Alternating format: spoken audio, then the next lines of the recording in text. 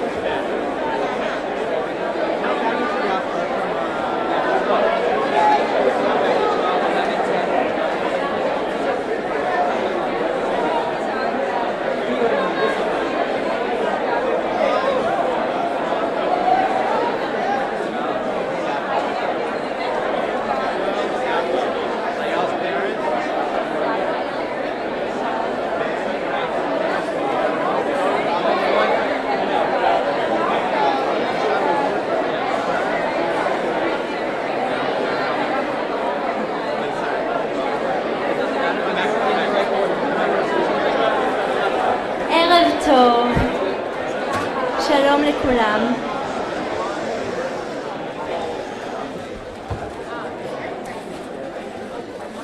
ברוכים הבאים, Welcome. ברשות כבוד הרב לנדס אפתח. מאוד מרגש לראות פה את כולכם. It's extremely moving to see you all here. אפתח בכבודה של אכסניה. טבעי היה לנו לקיים את הטקס פה בקהילת ידידיה. מסיבות שרבות מדי למנות, אבל אמנה אולי אחת או שתיים.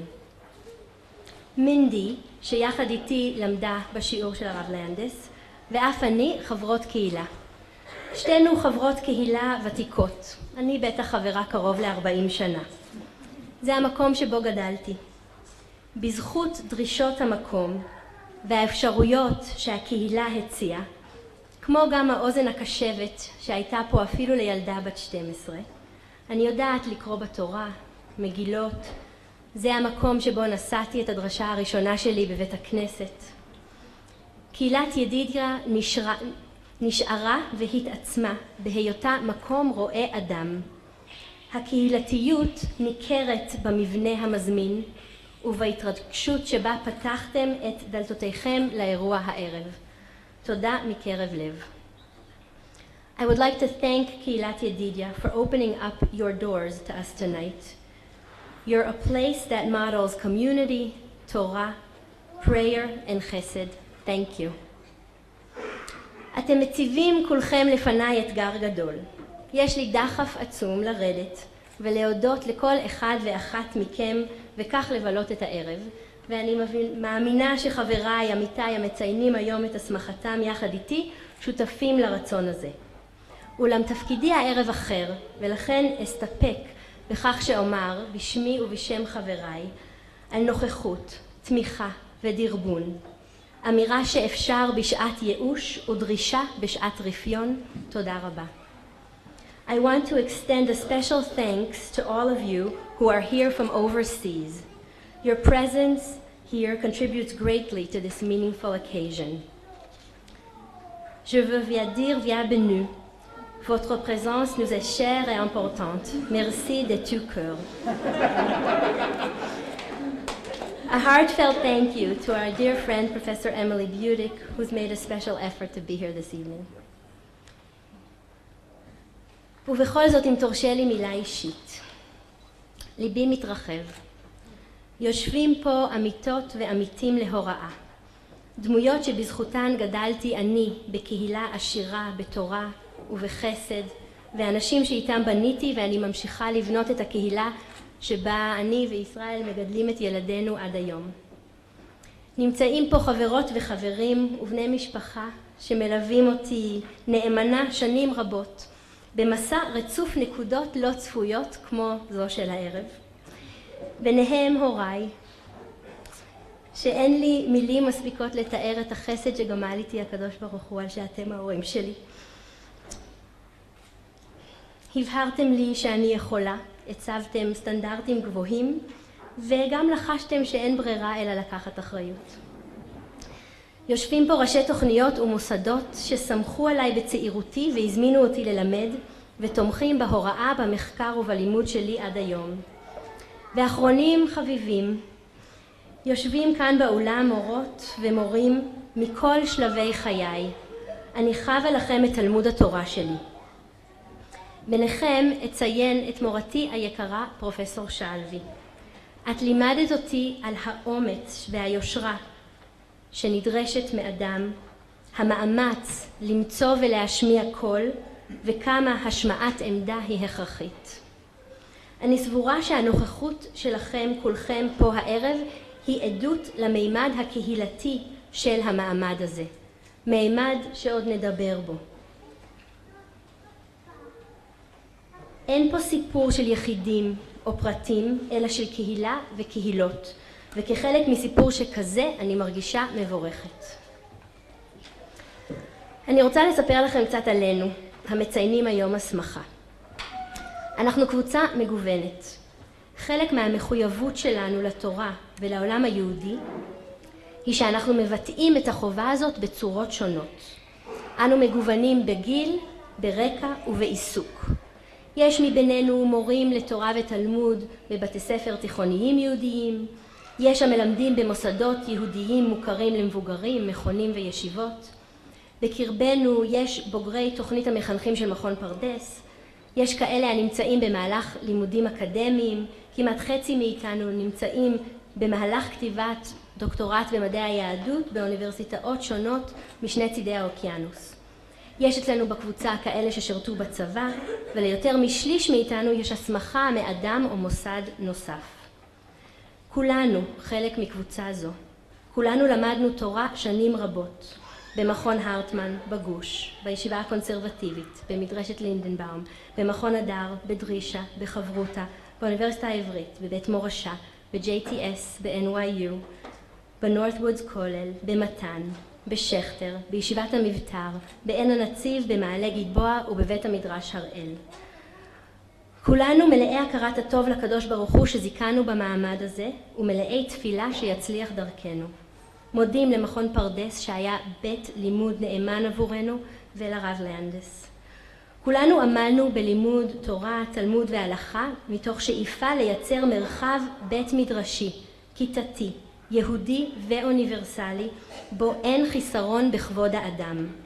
מרחב שיש בו קדושה ויש בו הומניות. ועמלנו מתוך אמונה שהשניים יכולים לשרות זה בצד זה בהדדיות ושיח. We here, marking the receiving of Semikha, are a diverse group in background, character, age, and occupation.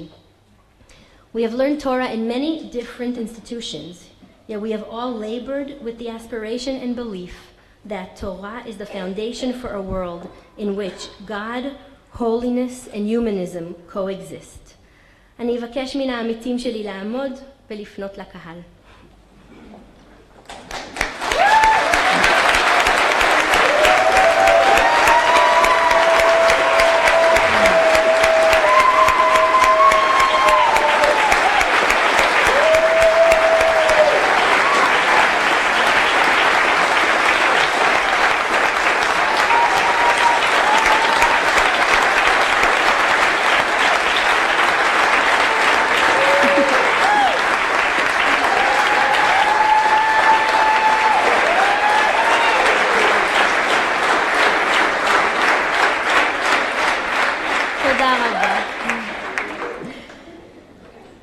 על מנת שנזכה לדברי רבי חנניה בן תרדיון, שניים שיושבים ויש ביניהם דברי תורה, שכינה שרויה ביניהם, אציע שנלמד יחד משנה ממסכת מכשירים.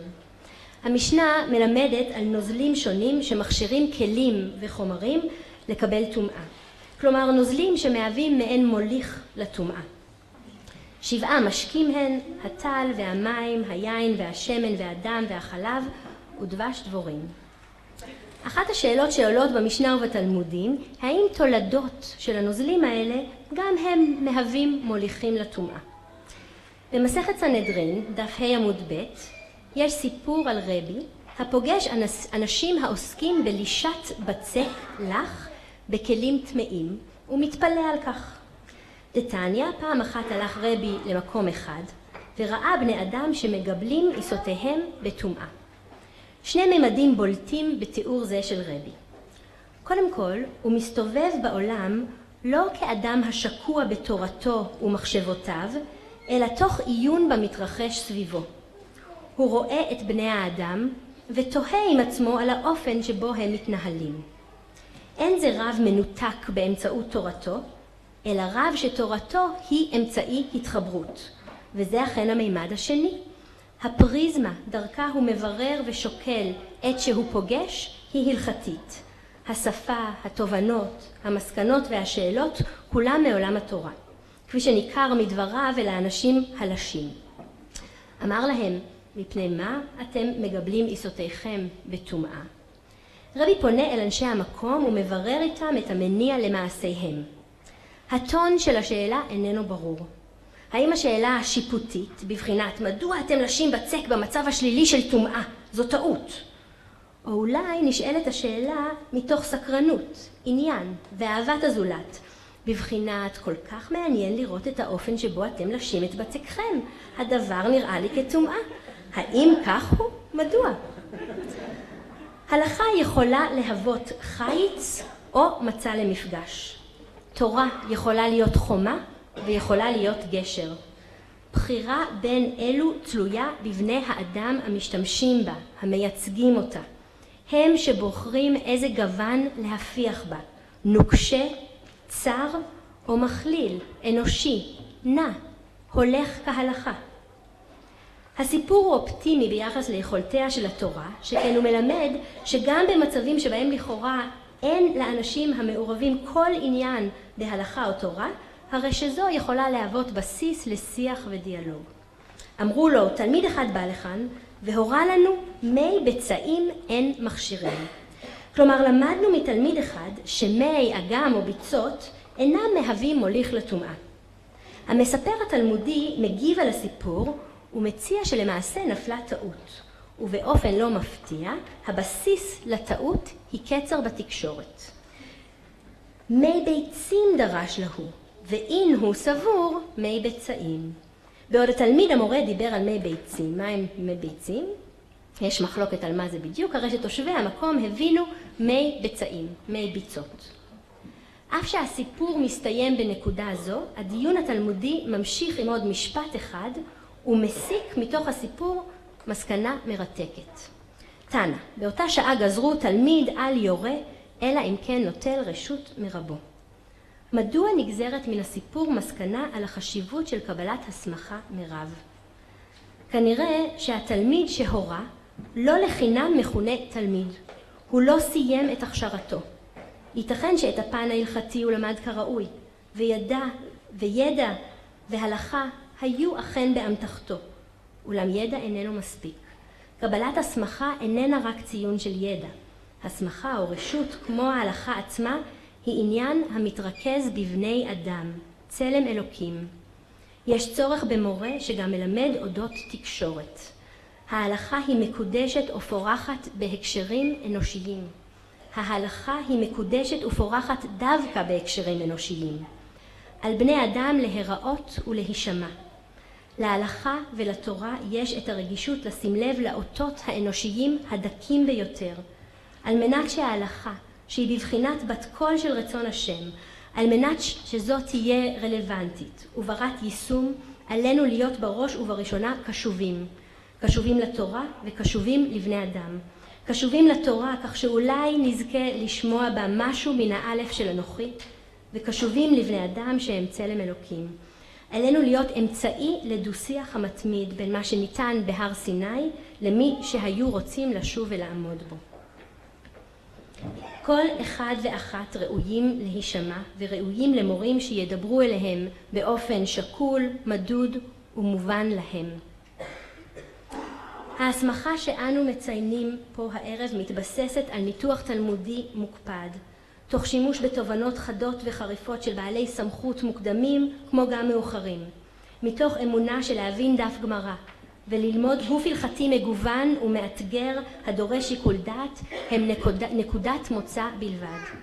לכן נכחו בחדר הלימוד שלנו לעתים קרובות גם החיים, בני האדם. אנו רואים בהלכה עניין של קדושה והומניות. ההנחה שלנו היא שעבודת השם, העבודה של התורה, היא להביא לעשיית טוב בעיני אלוקים ואדם. הכלה וכבוד האדם הם המניעים אותנו. הכלים שלנו הם אהבת תורה, אהבת השם ואהבת ישראל, ובצידם יצירתיות, עשייה אינטלקטואלית ופרקטיקות רוחניות. לאור העובדה שהאתגר שבפנינו עצום, ברצוני לבקש מן הרב הדוקטור אריה סטרקובסקי לתת לנו ברכה. אני רוצה להציג את רב אריה. רב אריה, אין ספק שאחת התכונות הבולטות ביותר בכל מפגש איתך הוא הידע השופע שלך.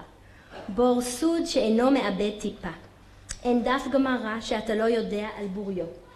ישראל שמלווה אותך עכשיו זוכר טיול, בו הצעת לו ללמוד יחד דף. ישראל התנצל ואמר שאין הגמרא בתיק שלו, ואתה אמרת לא נורא, ומיד פתחת ברציפות בסוגיה. אולם אתה גם כמעיין המתגבר. לכל שאלה ופנייה אתה מגיב בחשיבה מורכבת וביקורתית, יצירתית ושקולה. אבל מה שאולי פחות ידוע הוא החסד שלך, ואני חייבת פה רגע של סיפור אישי. לפני כ-12 שנה הייתי בשמירת הריון, הייתי בבית חולים במיטה, לא קמתי ממנה 10 שבועות. התאשפזתי ואט-אט התדהמה עברה, והחלה שגרה של בית חולים, רופאים, אחיות וגם שבתות. אחת משגרות בית החולים של שבת היא שזה הופך להיות יום ללא ביקורים. ואולם מדי שבת בצהריים, כשהיום היה מתארך, ואיתו גם הסכנה לייאוש ומחשבות של פחד, היה מופיע רב אריה. לומד איתי את הסוגיה בקידושין שבה עסקתי, דורש לשלומנו, מפיח רוח מן העולם שמחוץ לחדר ולמיטה. אין מילים, תודה. ולאור כל אלה ברצוני לבקש ממך לתת לנו המוסמכים את ברכתך.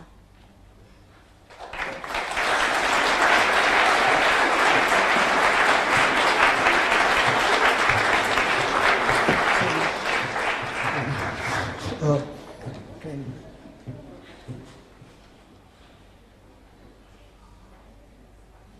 כאשר יהודי בא לבית דין של מעלה, מה שואלים אותו? ובכן, השאלה הראשונה היא, נשאת ונתת באמונה. השאלה הבאה היא, קבעת עיתים לתורה. אם התשובה היא חיובית, עוברים לשאלה הבאה.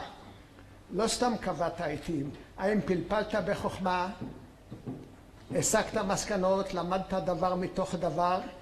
אם התשובה היא חיובית, אז עוברים. למדת בבלי, ירושלמי, מעשה מרכבה, וכך וכך וכך. עד שהוא ממצא את עצמו שם. עכשיו, מורי ורבי הרב סולובייצ'יק היה אומר למוסמכיו, יום אחד אתם לא פותחים דף גמרא, השמיכה שלי בטלה ומבוטלת.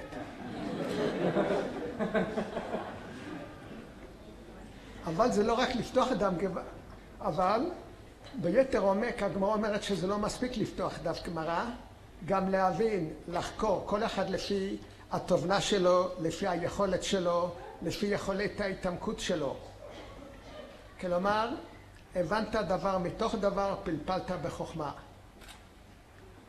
אז אני מאחל לכולכם, יהי רצון שתהיה שכינה במעשה ידיכם, מעשה ידינו, וחזק חזק ונתחזק.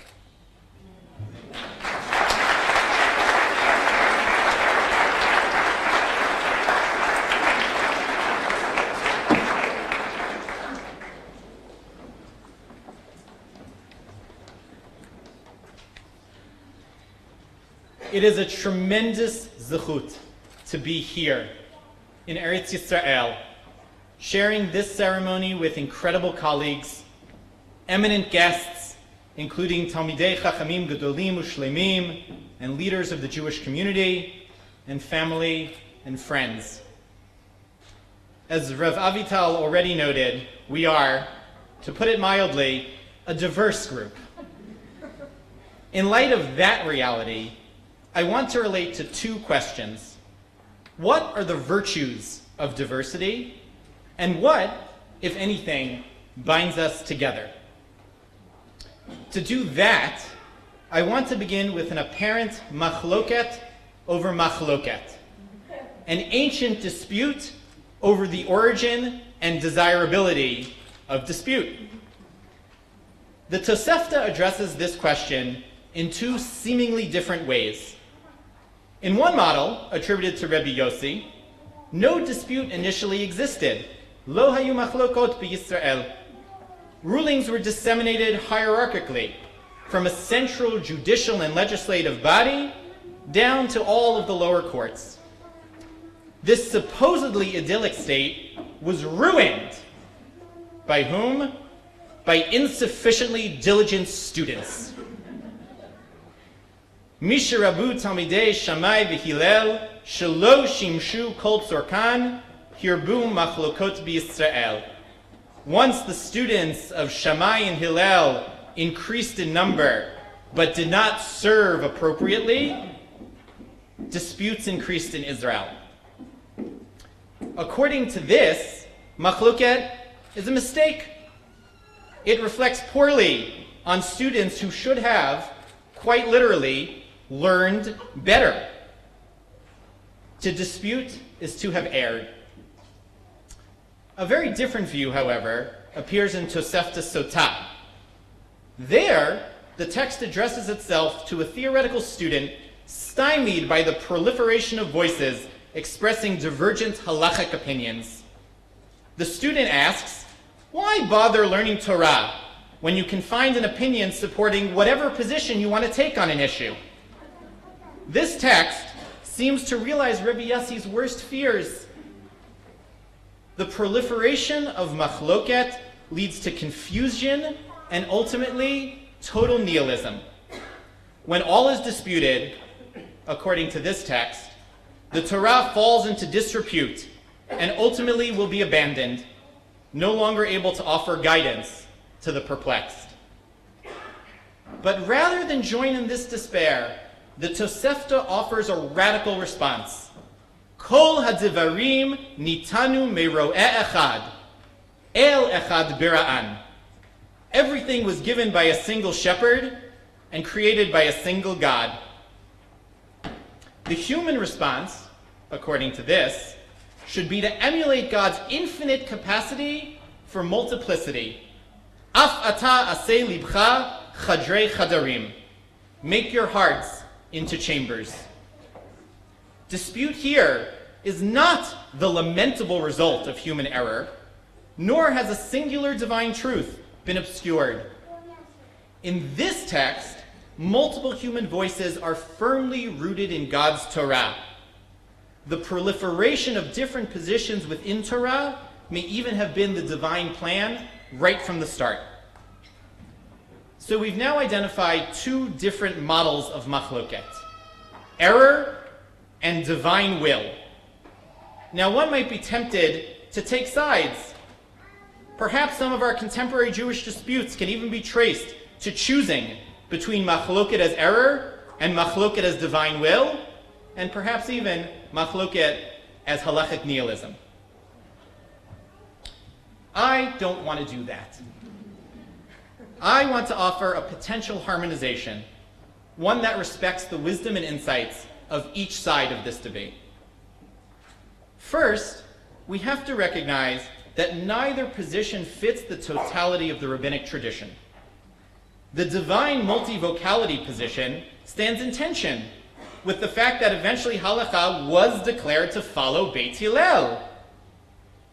The human error model, on the other hand, is ironically preferenced in Tosefta Chagiga by a text that records a centuries-long dispute over Semikha.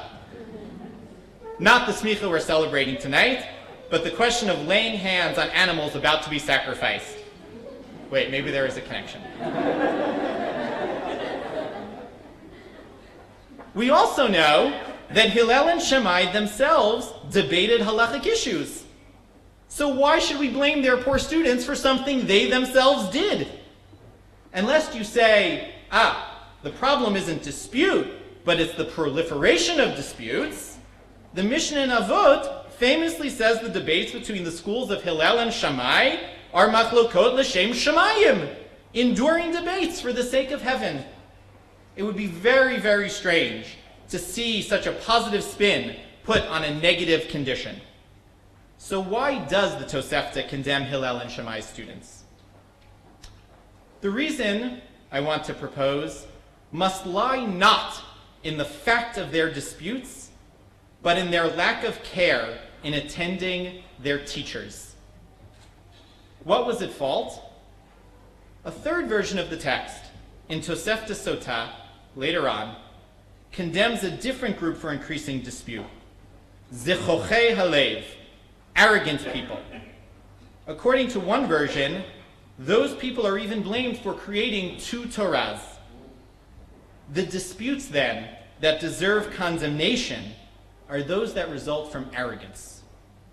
Arrogance is fundamentally about univocality, a conviction of personal correctness that, in the words of Rashi, prevents the ear from listening to the teacher. Now we can return to Rebbe Yossi. When he pined for the good old days, free of dispute, I want to suggest that what he was really lamenting was the phenomenon of arrogant dispute, which prevented any meeting of the minds over Torah.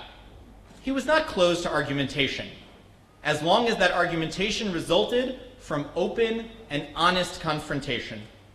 In fact, several versions of the text read not that there was no dispute at all, but rather there was no dispute except in the court of 71. Dispute was fine. It was welcome, as long as one was open and willing to work towards a consensus. Similarly, even those who most strongly value multivocality must recognize the practical need for some kind of consensus. They desire, however, to incorporate multiple voices rather than to overwhelm them. As the Bavli puts it, Beit Hillel won the day mipnei shenochin va'aluvin hayu, because they were gentle and humble, willing to learn Beit Shammai's positions, give them precedence, and at times even concede to them. So what about us? We, the Musmachim and Musmachot of Rav Landis, are united in our commitment to be attentive. Rav Landis' teaching refracts the halachic tradition into its component parts, considering each shita fully as a precious part of the Masorah. We model our diversity on the multivocality inherent in halakha. So what of the notion of halakha k'Beit Hillel, the practical need for respectful consensus? That comes through the give and take of shiur, when together we form new shitot that incorporate the wisdom of the old. My hope is that we have been sufficiently attentive to each other, to our teacher, to the Torah, and that we have learned how to dispute with gentleness and humility rather than arrogance. My prayer is that our ongoing and inevitable and praiseworthy machlokot will merit to be l'shem shamayim and will be worthy of being considered a divine emanation. It is now my great honor and pleasure to introduce Rabbi Brad Hirschfield, Director of Klal, the National Jewish Center for Learning and Leadership.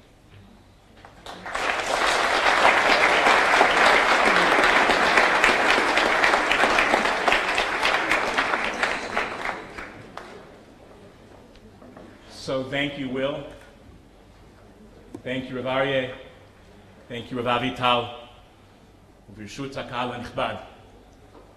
But I was told to speak in English, so I'm going to. In this crowd, I figure if you're near someone and you need some kind of translation, you'll have no problem getting it. One pasuk. Ze hayom asa Adonai, nagila v'nismecha bo. And to be clear, I mean it with a sin and with a samech, with a chet and with a chaf. Ze hayom asa Adonai, nagila v'nismecha bo. And there are so many things to celebrate today, but none more significant than this is truly an historic moment. To be in this room tonight is to be a part of human history, of the history of religion in the modern world, and of Jewish history itself.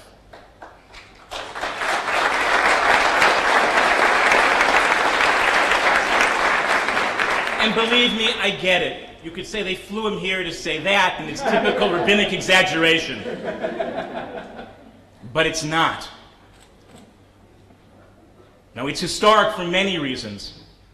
Yes, it's historic because of the musmachim and musmachot, who they are as people, as learners of Torah, as teachers of Torah, and simply how they live and act in the world. It's historic, the very fact that they are musmachim and musmachot. And last time I checked, the sky isn't falling and the earth isn't opening. But by the way, to be clear to what Rav Will said, we will need to attend carefully and sensitively to the needs of those for whom it feels like the earth is falling, and the sky is falling and the earth is opening.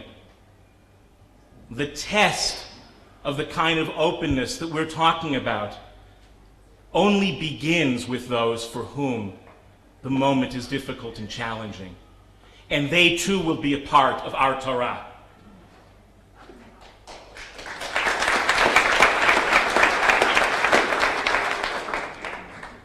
But it's historic for one reason that spoke deeply to my head and to my heart in a phone call some weeks ago with, and you'll hear the story in a bit, I don't know, my Rebbe, my big brother, Rabbi Landis, Danny, all of the above. And he told me the following story, that a number of the students came and asked him, "So Rebbe, what are the red lines? And he said, and I'm watching their faces, so I now have a sense of who it was. But don't worry, it's a good story. And he looked at them and said, what do you mean? I think I know what you mean, but what do you mean?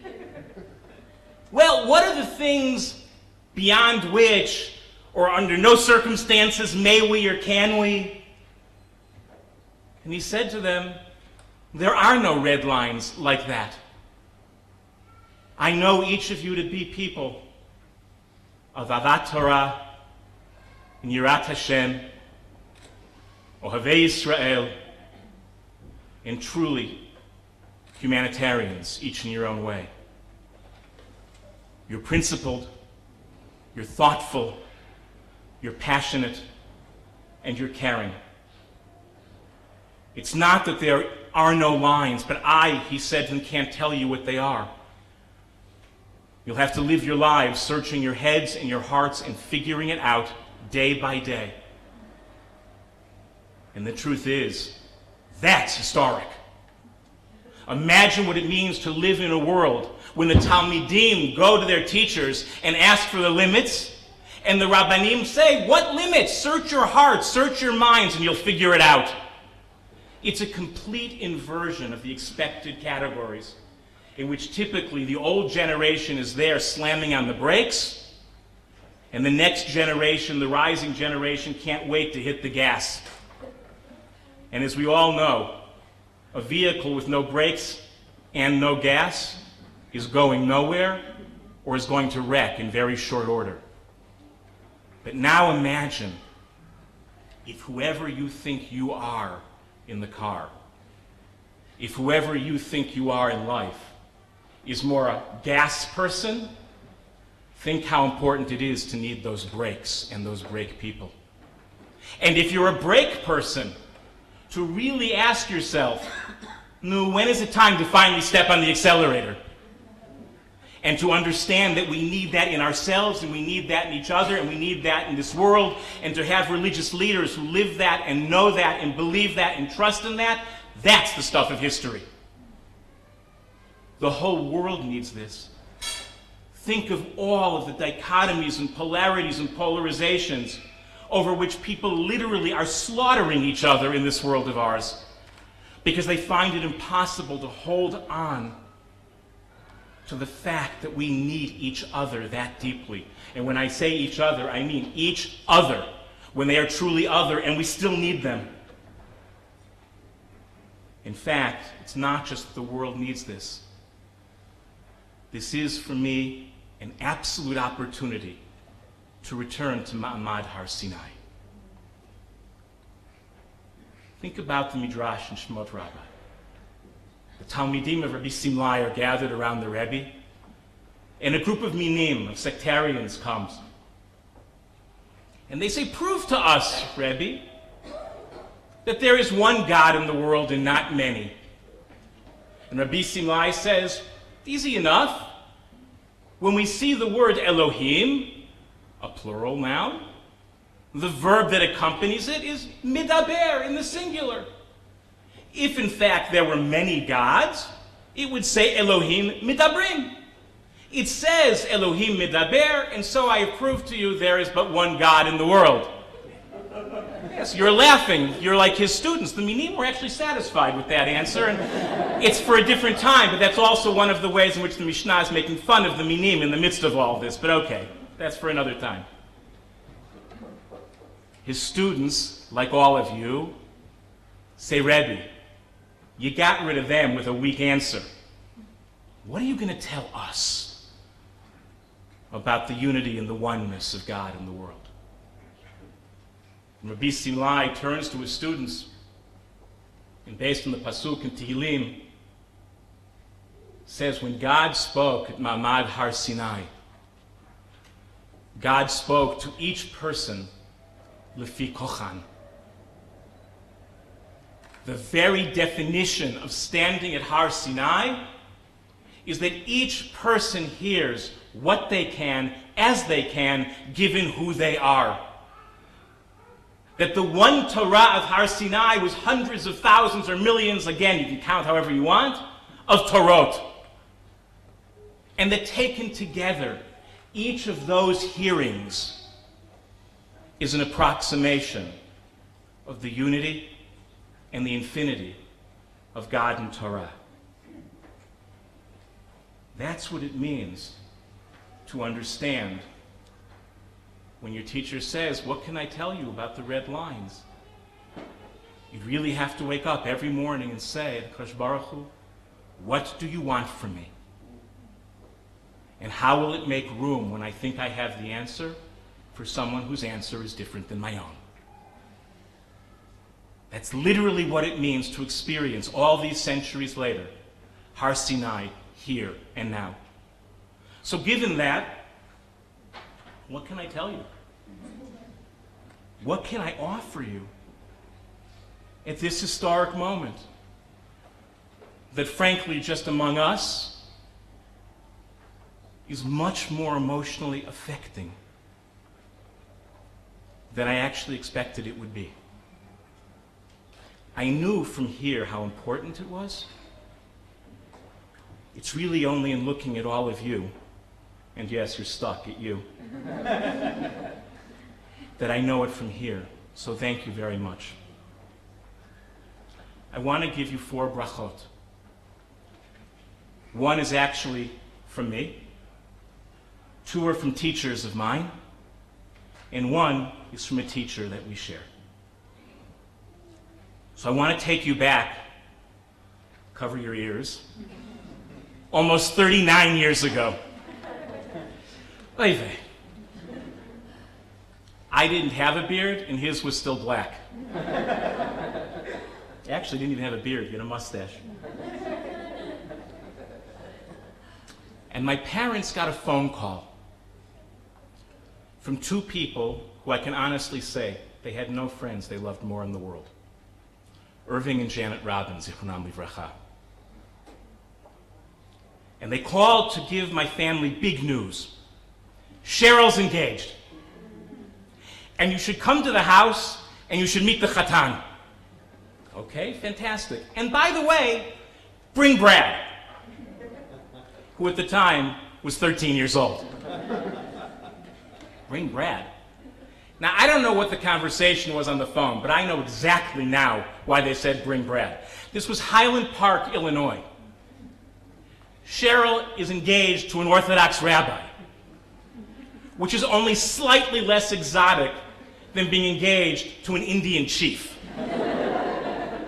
And they figured, okay, of course, invite Seymour and Joanne, we love them. Bring Brad, he's the only person we know who wears a kippah all the time. Surely they'll have something to talk about. So in I walk, and here's this 27, 28-year-old Kollel guy, who without missing a beat, starts to engage me and talk to me and walk with me around this enormous backyard. And we just did circuits around the backyard. And it was one of those moments when I understood that although most of the Rishonim think it's 2 different acts, Aseh lecha rav ukneh lecha chaver can be one thing. In which I learned that one can literally find a teacher and a friend in the exact same moment. And I didn't learn that because of anything he said to me about that lesson. I learned it, and this is the bracha from our Rebbe to you, because he lived the idea that the person in front of you is always more important than the ideas inside of you. And if you can hold on to that, then those moments when Kinyan Chaver and Asiyat Rav will be one and the same, I promise you it'll happen again and again and again. When your Talmidim will become your Chaverim, when your Chaverim will become your Rabbanim, and this whole thing keeps going, only bigger and better. That's the first bracha. The second bracha comes from a man long gone from this world, was the principal of the Solomon Schechter Day School that my parents sent me to, a man named Harry Kessler. I was sent to his office when I was in 4th grade. Why? I asked in school what the appropriate bracha on shrimp was. Now, that was not some kind of precocious Brisker Torah that assumed if there are different things in the world and there are multiple brachot, there must be a way to figure this out. I wish I could tell you that's what it was, but it wasn't. It was actually a reflection of my life. You see, when I was 9, 10 years old, my favorite food actually was shrimp cocktail. And because of the father I was blessed to have, we were taught to say brachot. We were taught to use the widest possible pieces of our tradition to celebrate every moment of human existence. Of course, when I asked the question, my teacher threw me out of class. Interestingly, and not for now, she herself would have self-described secular Israeli. And what I couldn't appreciate then, but I know in retrospect, it wasn't that she only thought, Eze chutzpan.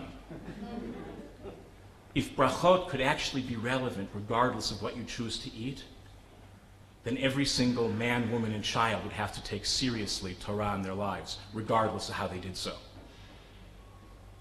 I wasn't trying to be difficult, but I realize in retrospect, I was blessed to have a father who knew how to both explode categories and honor them at the same time. So she throws me out of class, and I go down to the principal's office, and I knock on his door. And this man, God bless him, had a voice like a mynah bird. He said, "Who is it?" And if there's anyone in the room who remembers him, you're both fortunate for the memory, and you know I'm not exaggerating. And I said, "Mr. Kessler, it's me, it's Brad Hirsch. What are you doing in the doorway? Come in, come in, come in. What are you doing here?" "Well, I got thrown out of class." "Why?" "You're a good boy. I'm sure you didn't really get thrown out of class." I said, "Oh no, I got thrown out of class." "Why did you get thrown out of class?" I asked what the bracha on shrimp was. Now here's a man who I'm quite certain never had and never even thought of having a shrimp in his life. There were a lot of ways he could have responded to my telling him this was my question. He could have said, "You know, I understand your family does things a little bit differently, but really, those are not questions for class. Come and ask me privately if you want." But he didn't. He could have said, "It's a great question, but even greater still is the whole system of kashrut. So let me begin to explain it to you so you could appreciate what you've been missing out on." Not so much, if memory serves. Instead, he looked at me and with no hesitation simply said, "Why did you ask that question?" And I told him because actually I eat shrimp and we say brachot. He said, "I really am curious. What bracha do you say?" And I told him we say hamotzi for everything, and now it's beginning to be like a sugya. He jumps in and says, "Well, wait a second. You say hamotzi for everything, but you know there are many brachot. How did you come to the decision that you should say hamotzi for everything?" And I said, "That's the bracha my father taught me to say." He said, "Well, you know what the Talmud says," paraphrasing. "Do you know what the Talmud says about Torah you learned from your parents and grandparents?" I said, "No, Mr. Kessler," knowing enough not to admit that I didn't know what the Talmud was. "No, what does it say?" "It says it's like hearing that Torah from Har Sinai. Now go back to class." The second bracha. To cultivate genuine curiosity, even in the face of the transgressive. It's not that there's no such thing as in or out, transgression and non-transgression. There are many forms of it for many people. But can you cultivate the kind of genuine curiosity about the human experience of other people when they listen, they hear something different? That literally is how you create a culture which will create potentially yet another Gemara. It's not a joke. A little boy, an experienced educator, have a conversation in a room that really looks like a daf gemara. Why? Because of the capacity to cultivate curiosity about that person in front of you, even when what they're asking about you genuinely say is transgressive. And I get that there are real transgressions, because if you roll forward a couple of years, third bracha, I made a decision that's completely transgressive. And I came to my mother one day, and I asked her, knocked on her door actually of the bedroom, and she said, come in. She was sitting there reading in the afternoon, I remember it perfectly. And I said, Ma, I have to ask you a question, so ask. We talk about everything in this family, what's the big deal? I said, well, I need you to buy me a couple of plates and a couple of sets of silverware. She goes, for what? Because she had no idea what was coming. And I explained that I had decided, given what I had been learning all these years, that I was going to keep kosher. And that meant that the dishes and the silverware in our home I could no longer use. And that if she wanted me to eat meat, she would have to find a kosher butcher shop. And she looked at me for a second and she said, so let me get this right. You want 2 pots, 2 pans, 2 plates, 2 knives, 2 forks, and I gotta go find a kosher butcher. I said, yeah, pretty much. Will you do that? No, I won't do that. And I said, what do you mean you won't do that? You send me to a school where they teach these things, and you won't do that? She said, right. I'm glad you're all laughing. I was heartbroken. But she looked at me and said, I'm not done yet. If you will wait until this summer, even though I have no idea what this means, when you go off to camp, I will call the rabbi and I will figure out how to kosher this entire house. And I looked at her and I said, you will? She said, I don't know what it means, but yes, I'll do it. I said, why? And she looked at me with no hesitation and said, because in your own home, you don't eat off of different dishes. Now, in one fell swoop, a person with no Torah education, with no theological education, with no college degree. She was married at 18 and had her first kid before she was 19. With no hesitation, she understood that she would not allow her fear of my newfound faith to be a barrier between us. And then she went on to say, but I have one more rule for you, my now kosher-eating son. I don't know what this means, but you're still going to figure out how to go out to dinner with your family. And she didn't mean in kosher restaurants.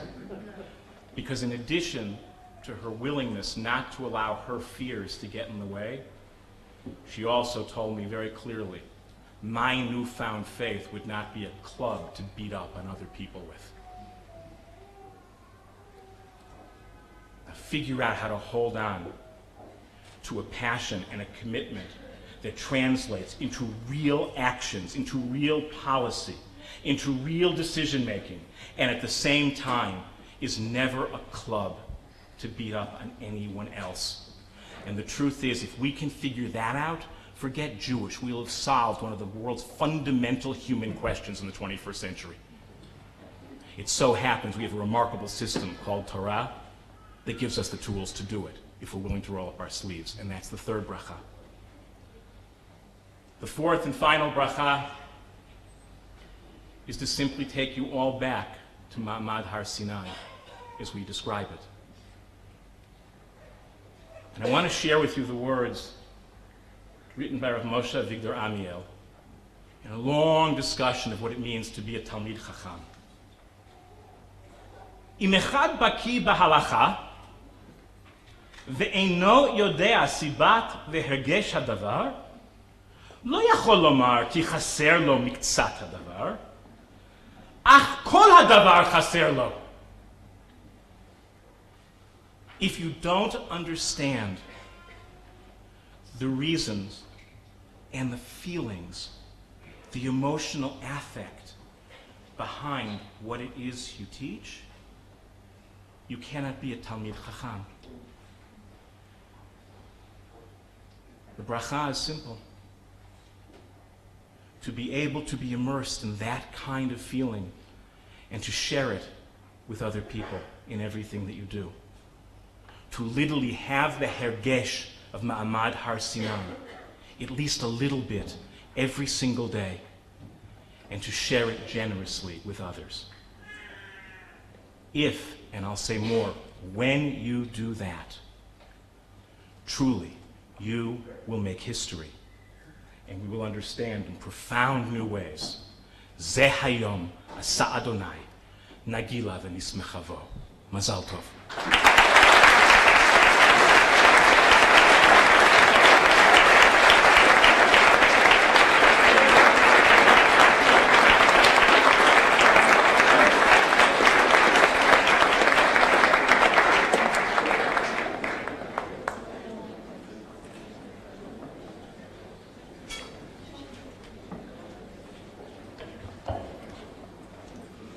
כנראה שכיוונתי לדעת גדולים,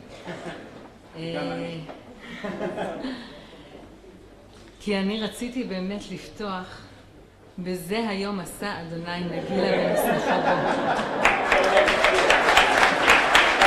מותר להגיד שוב. ובאמת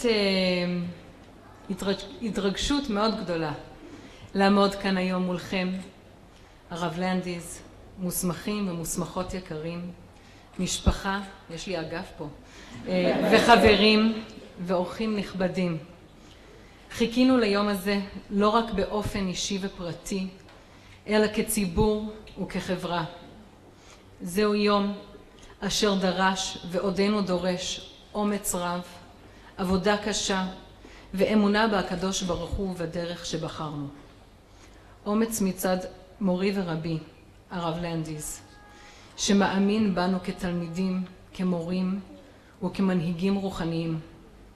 האמונה הגדולה שיש לך בכל אחד ואחת מאיתנו היא שדוחפת אותנו לאתגר את המציאות הקיימת, להתעמת עם ההלכה באופן אמיתי, ממקום מלומד ומחויב, ולתרגם את הנלמד למעשים שייטיבו עם החברה והעולם כולו. היושרה העצומה שאתה פועל מתוכה היא שהובילה אותנו ליום הזה. זה היום עשה אדוני, נגילה ונשמחה בו.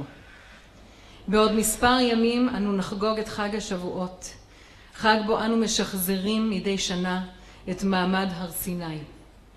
בזיכרון הקולקטיבי של העם היהודי צרוב מעמד זה כחוויה מעצבת עם ובונה קהילה, שהרי בהר סיני כל העם רואים את הקולות, ולפי האבן עזרא כל הכוונה לאנשים, נשים וטף. העוצמה של היחד, של ויחרד כל העם, היא זו שהופכת את מתן תורה לזיכרון מעצב שמשוחזר לדורות. לעומת החוויה המעוררת השראה של מתן תורה, פרשת במדבר שקראנו בשבת האחרונה פותחת ברשימה מאוד ארוכה של פסוקים המתארים מפקד קפדני שבני ישראל במדבר. פסוק אחר פסוק, שבט אחר שבט, אנו קוראים בפירוט רב על המספרים המדויקים של בני ישראל. חז"ל תוהים, למה התורה מעריכה בתיאור ההתפקדות הזו? הרי אנו יודעים שהתורה מדייקת בכל מילה ובכל פסוק. תשובה אחת מופיעה במדרש במדבר רבה. משל לאדם שהיה סוחר במרגליות נאות, והיה נוטלה ומוציאה במניין ומניחה במניין, מתוך חיבה. כך הקדוש ברוך הוא סופר את המרגליות שלו, כל אחד ויחיד ואחת מעם ישראל. והמסקנה היא שכל אחד משמעותי, כל אחד הוא אבן חן בפני עצמו, והספירה הזו, החוזרת על עצמה, מבטאת את אהבתו של הקדוש ברוך הוא לעם ישראל. אנו רואים אם כן, אנחנו ממש באמצע הערב, כי קיים מתח מאוד נוכח בין הפרט, הספירה והחשיבות של כל אדם, כפי שמופיע בספר במדבר, לבין המעמד של הכלל כמתואר במתן תורה. הרב סולובייצ'יק, שהיה לי חשוב באמת להביא קצת מתורתו כאן הערב בתור המסמיך והרב של מורנו ורבנו הרב לנדיס, במאמרו על הקהילה, נוגע במתח זה וכותב כך: האישים המשתייכים לקהילה משלימים באופן קיומי איש את רעהו. לכל יחיד סגולה משלו, לכל איש בשורה ייחודית להעבירה, צבע מיוחד להוסיפו למגוון הקהילתי. אדם בודד המצטרף לקהילה מוסיף מימד חדש לתודעה הציבורית, תרומה בלעדית משלו. כוחה של הקהילה איננו גלום במהות לכלל פרטיה, אלא בייחוד שלהם וביחידיותם. כלומר, כל קול חשוב, ויחד הקולות השונים הם שיוצרים קהילה מגוונת, רבת קולות המשלימים אחד את השני. העיקרון הזה, שהפרט לא יכול להתקיים ללא הכלל ולהפך, מחזק את ההכרח להשתלבות נשים בעמדות מנהיגות דתיות. חשוב לציין כי אנו לא פועלות יש מאין, אנו באות לאחר דורות של נשים מנהיגות, תלמידות חכמים אשר סללו את דרכנו ליום הזה. חלקן יושבות בחדר זה. נשים שנאבקו למען לימוד תורה לנשים, נשים שפעלו לחנך את הדור הבא ולפרוץ להם ולנו דרך אל אוהלה של תורה. אנו עומדות על כתפיהן של ענקיות בתורה ואסירות תודה על ההתמדה והרצינות של דרכן. הצעד הבא חייב לבוא לידי ביטוי בתוך הקהילות שלנו. מחובתנו להיות נוכחות, מובילות, להיות בעמדות השפעה על נושאים הנוגעים לחיים של כל אחד ואחת, בין אם זה בנישואין, גיור, קבורה או כל נקודה משמעותית אחרת בחיים.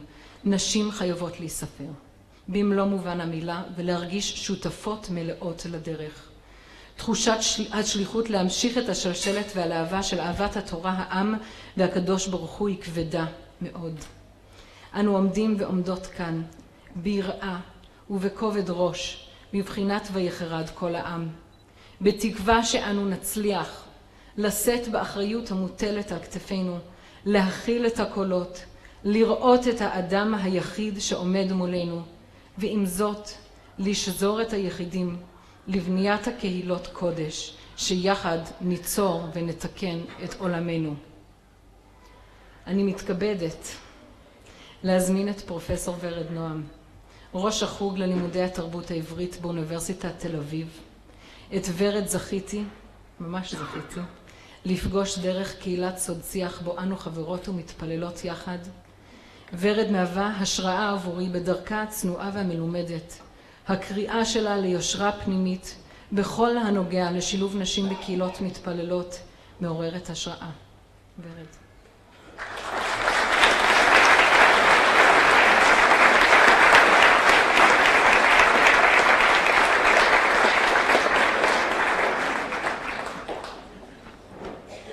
וואו, כל מי שלא עמד כאן הפסיד. זכות גדולה היא להיות כאן הערב, להרגיש על הפנים את משק כנפי ההיסטוריה היהודית, ואולי גם רפרוף כנפי השכינה.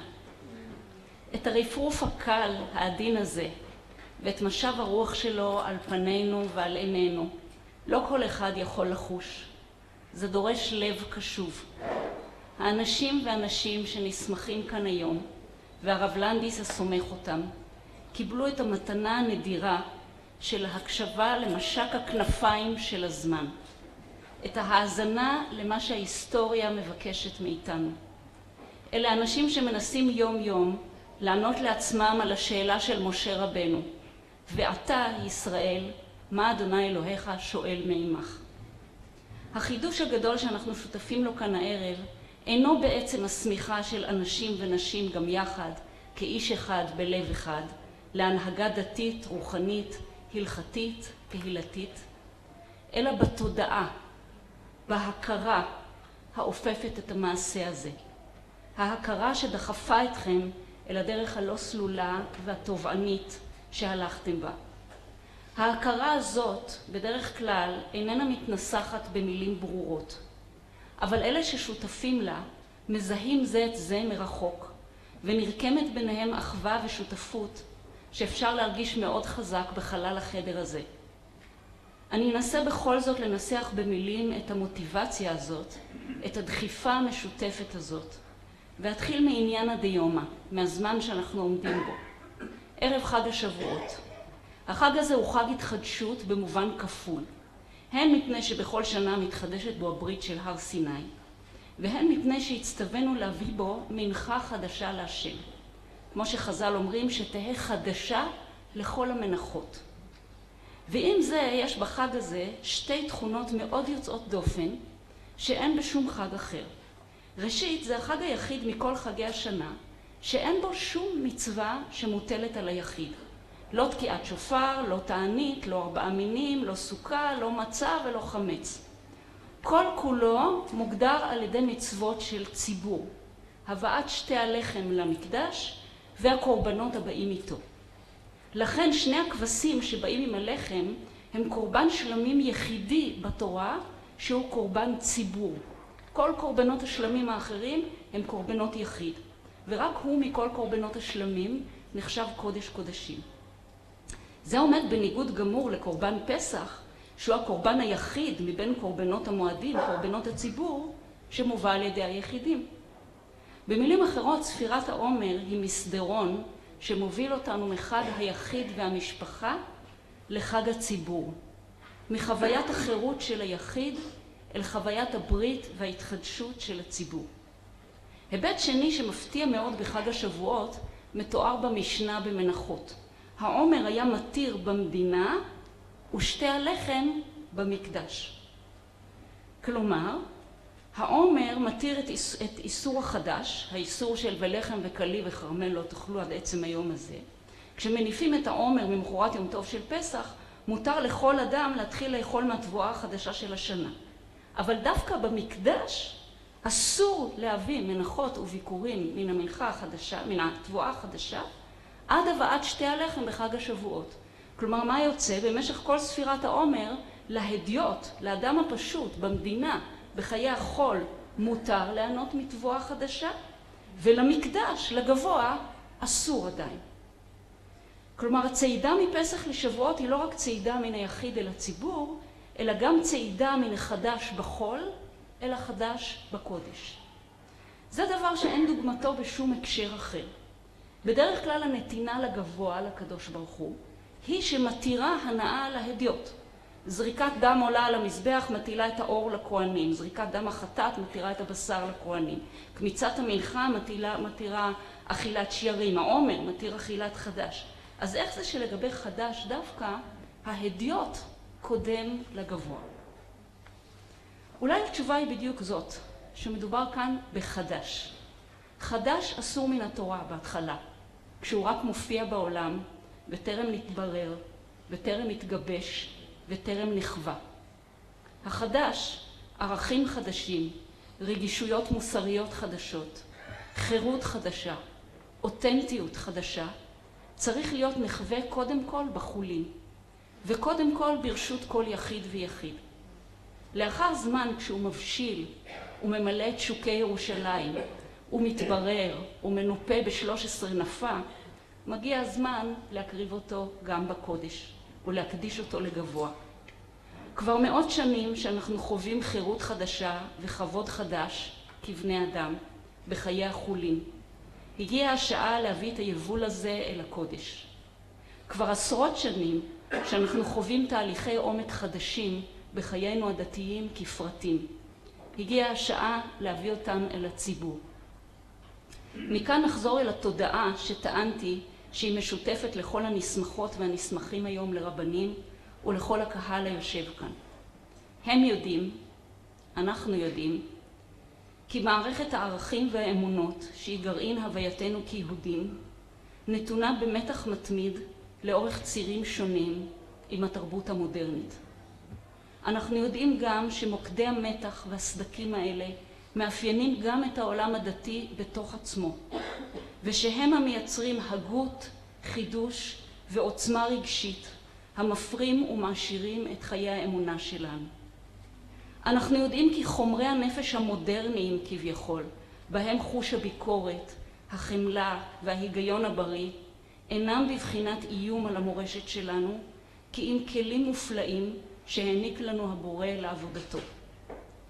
אנחנו יודעים שלא נצטווינו על הכחדת רגישותנו האנושית וכושר השיפוט שלנו לשם הגנה על הקודש, כי אם להפך, אנחנו יודעים שהקודש נובל כשהוא שתול בקרקע של אטימה ודיכוי של יסודות בנפשנו ושל יסודות בחברה שלנו. הקודש פורח כשמשקים אותו ממי הפתוח, הצלול והקשוב. אנחנו יודעים כי הגיע הזמן ליצור ולהוביל קהילות חדשות בדרך חדשה ישנה, דרך של מחויבות ונאמנות גמורה ומוחלטת, אבל מתוך הכרה שגם המחויבות נובלת כשהיא חיה בכפיפה עם שתי הרעות החולות המוכרות לנו כל כך בעולמות דתיים מתנוונים, הקשיחות והזיוף. לכן אנחנו יודעים שחובתנו להעמיד על הנאמנות לדרך השם שני מלאכים שישמרו אותה, מלאך היושר האינטלקטואלי ומלאך החמלה. אל השליחות הזאת התגייס הרב לנדיס כבר לפני שנים רבות, ואל השליחות הזאת התנדבו הנסמכים שלנו. אסיים במדרש קצר על מתן תורה המובא בפסיקתא דרב כהנא. בחודש השלישי באו מדבר סיני. אינו אומר בירח השלישי, כשם שהוא קורא לחודשים אחרים בירח זיו, בירח בול, בירח האיתנים, אלא בחודש השלישי. אמר רבי יהודה ברבי סימון, אמר להם הקדוש ברוך הוא, חידוש דברים אני עושה ומחדש איתכם. משל למלך שהיה לו בן, ועמד הבן על פרקו, ביקש להסיעו, אלא מה? לא היה לו ארגנטרון חדשה. מסביר המאדיר שארגנטרון זה ארגנטנריון, תיבה לכלי כסף. כנראה שהיה מקובל לתת לחתנים תיבה לכלי כסף, ואין. אמר המלך, אין כבודו של בני כן, אי אפשר לחתן אותו בלי תיבה. מצד שני, עד שאני אעשה תיבה, אם נמתין עד שנעשה אנגנטירין חדשה, אני מאחר שמחתו של בני. מה עשה המלך? הביא נפחים ואומנים, והיו מצחצחים בכלי נחושת, והביא חרשים, והיו מסרגים בכלי העץ. נמצא המלך משיא את בנו על אנגנטירין ישנה, שהיא נראית כחדשה. ברכת השם עליכם וחג שמח.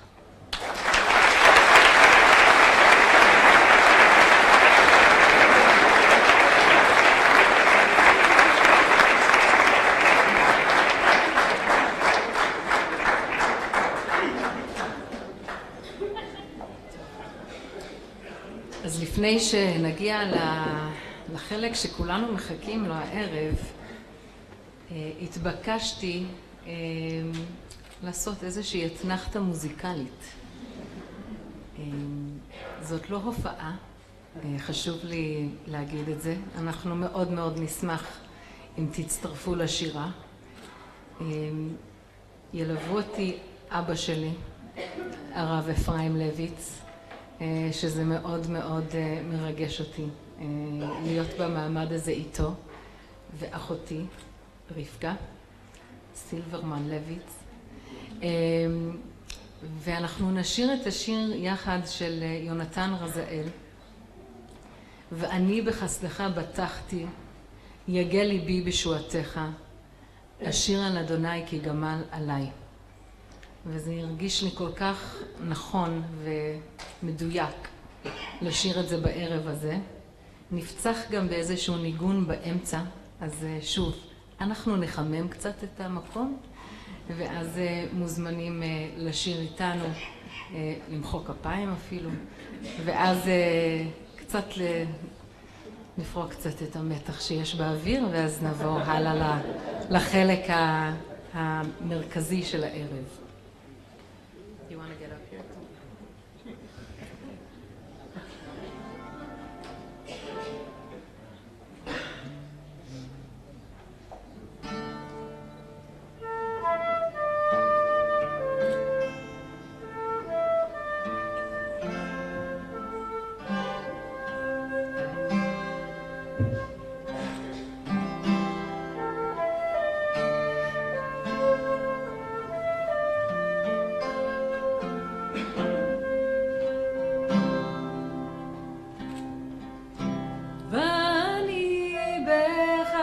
בחסדך בטחתי, יגל ליבי בישועתך, ואני בחסדך בטחתי, יגל ליבי בישועתך, ואני בחסדך בטחתי, יגל ליבי בישועתך, ואני בחסדך בטחתי, יגל ליבי בישועתך.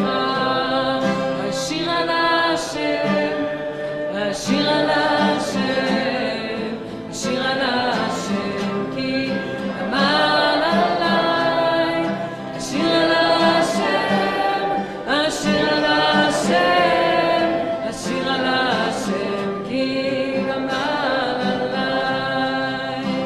ואני בחסדך בטחתי, יגל ליבי בישועתך, ואני בחסדך בטחתי, יגל ליבי בישועתך, ואני בחסדך בטחתי, יגל ליבי בישועתך, ואני בחסדך בטחתי, יגל ליבי בישועתך. אשיר על השם, אשיר על השם, אשיר על השם, כי גמל עליי.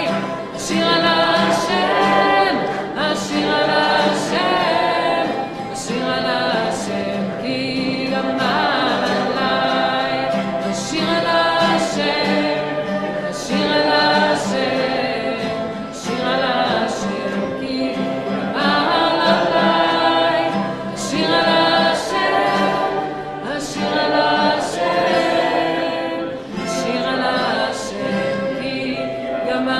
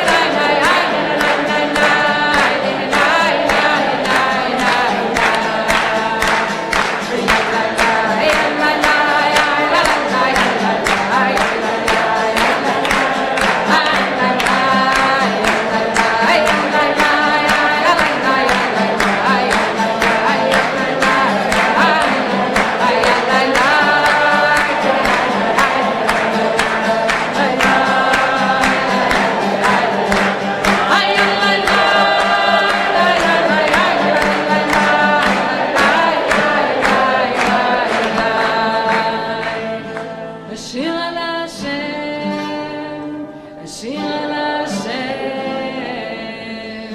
אשיר על השם, כי גמל עליי. אשיר על השם, אשיר על השם, אשיר על השם, כי גמל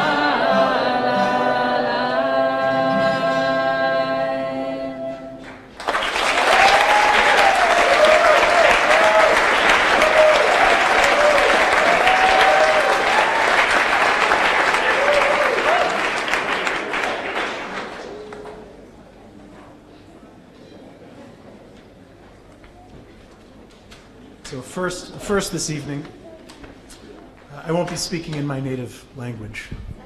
Apologies. I'm speaking to the soon-to-be musmachim, musmachot sitting in front of me. You're all invited to listen. בשנת 2001, 8 נכנסו לפרדס. אחד כבר היה מוסמך מ-JTS, כשיצא מחויבותו ליהדות קונסרבטיבית נותרה בעינה. החברותה שלו הגיעה מישיבת הכותל. הוא עבר בהצלחה את בחינתו של הרב זלמן נחמיה גולדברג, ומחויבותו לאורתודוקסיה נותרה בעינה. שתי נשים נכנסו ויצאו, אחת היא כעת רב, השנייה רבה. שניים נוספים, איש ואישה, נכנסו יחד כחברותה, אחד הוסמך ומלמד בפרדס, השנייה רודפת שלום בתוכנית Encounters. שני האחרונים הוסמכו ויצאו לצפון אמריקה ללמד ולהוביל בתי ספר יהודיים בדרום, צפון מזרח ובמערב. כולם נכנסו בשלום ויצאו בשלום. כולם הפיצו את תורת רבותיהם ברבים ופיתחו קול משלהם. כולם יזמו תוכניות חדשות, הובילו ארגונים ובנו קהילות. ההחלטה שקיבלתי ב-2001 ללכת ללמוד עם הרב לנדיס ורבים וטובים אחרים בפרדס הייתה עבורי יותר דחייה של מוסכמות מאשר בחירה מכוונת. במהלך 6 השנים שקידמו לכך מילאתי טפסי מועמדות ל-UJ, HUC, RRC, JTS וישיבת חובבי תורה, אך מעולם לא השלמתי את הרישום. בוגרי המוסדות הללו השתלבו לאחר לימודיהם בקהילות היהודיות המסומנות על פי זרמים, ואלו אני חשתי שאינני מעוניין ואינני מתאים לכך. הקהילה שלי הייתה קטנה. היו לה מרכזים בירושלים וב-Upper West Side של מנהטן, שהתאפיינו בדו-קיום בין המחויבות לתלמוד תורה ולהלכה ובין המחויבות לפלורליזם, הומניזם ושוויון מגדרי. אך אני, כמו אחרים לצידי, האמנו שהקהילה הזו תגדל, שהיא חייבת לגדול. האמנו שעל מנת לקבל על עצמנו תפקידי הנהגה בתוככי התנועה הלא הממוסדת הזו, יהיה עלינו לקבל היתר הוראה מתוך אותה קהילה, ובאופן שמכוון אל אותה קהילה. וכך נוצרה הפריחה הנפלאה שניכרת בשלל מסגרות חינוכיות יהודיות פלורליסטיות, כמו בתי ספר קהילתיים ומרכזי הלל, מחנות קיץ ותוכניות אודות ישראל, מניינים עצמאיים, קהילות מכוונות ובתי מדרש חדשים. הרוח הזו הכתה שורש בערים כגון וושינגטון DC, אטלנטה, סן פרנסיסקו, שיקגו, לוס אנג'לס, זיכרון יעקב, מודיעין ותל אביב, וכן אפילו באר שבע. ניתן אולי להתייחס לקבלת סמיכה עצמאית שכזו כאפשרות שכבר מקובלת כיום, אך בעודי צופה בכם היום, אלו שעזרו ליצור את המסגרות החדשות הללו ואלה שהם התוצרים שלהם, אני סמוך ובטוח שכולכם תהיו יוצרים ופורצי דרך ובונים. בונים. הבונים.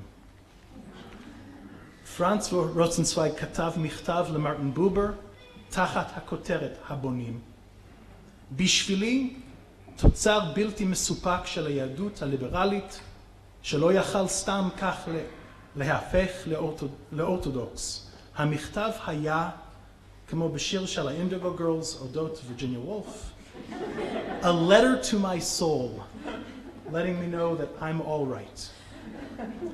במכתב הזה רוזנצוויג טוען שהגישה של בובר שפתחה את שערי הלימוד היהודי בפני רבים צריכה גם לפתוח את שערי עולם המצוות, הפרקטיקה היהודית. He wrote it in German, so I'm going to read it in English. For you have formulated the goals of our Jewish learning in such a way that nothing Jewish may be excluded as alien.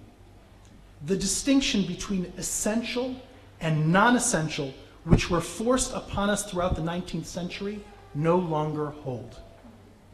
We do not know in advance what is and is not Jewish teaching.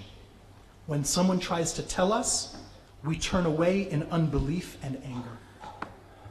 And so too, the only of orthodoxy should no more frighten us away from the law than the only of liberalism, once you had taught us to see, could block our way to the teaching. רוזנצוויג אפשר לימוד יהודי מתחדש ופרקטיקה יהודית מתחדשת.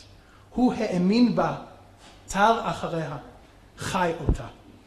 זו יהדות בה עוסקים בבטחה אנשים מודרניים, משכילים, המאורים בעולם, באופן שאינו מוגבל על ידי האורתודוקסיות המונהגות הן בידי שמרנים, מסורתיים והן בידי מהפכנים.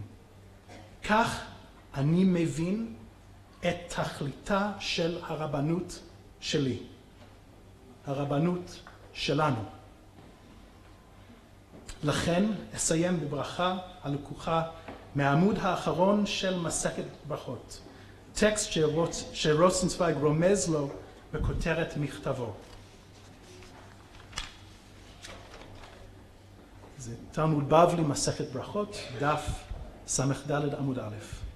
אמר רבי אלעזר, אמר רבי חנינא, תלמידי חכמים מרבים שלום בעולם, שנאמר וכל בנייך לימודי השם ורב שלום בנייך. אל תקרי בנייך אלא בונייך. כפי שקורא זאת רוזנצוויג, משום שאנחנו, כפי שכותב המקרא, בנים, אנו כפי שמציע המסורת, בונים. שלום רב לאוהבי תורתך ואין למו מכשול, יהי שלום בחילך שלווה בארמונותייך, למען אחי ורעי אדברה נא שלום בך, למען בית אדוני אלוהינו אבקשה טוב לך, אדוני עוז לעמו ייתן, אדוני יברך את עמו בשלום. אמן.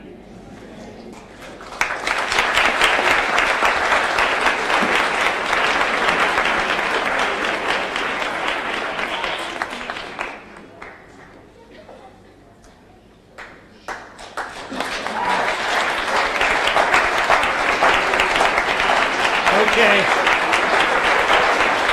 Not going to say that.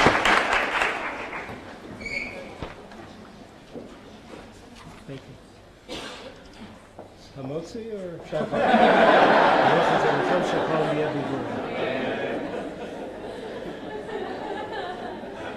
To be with beloved colleagues,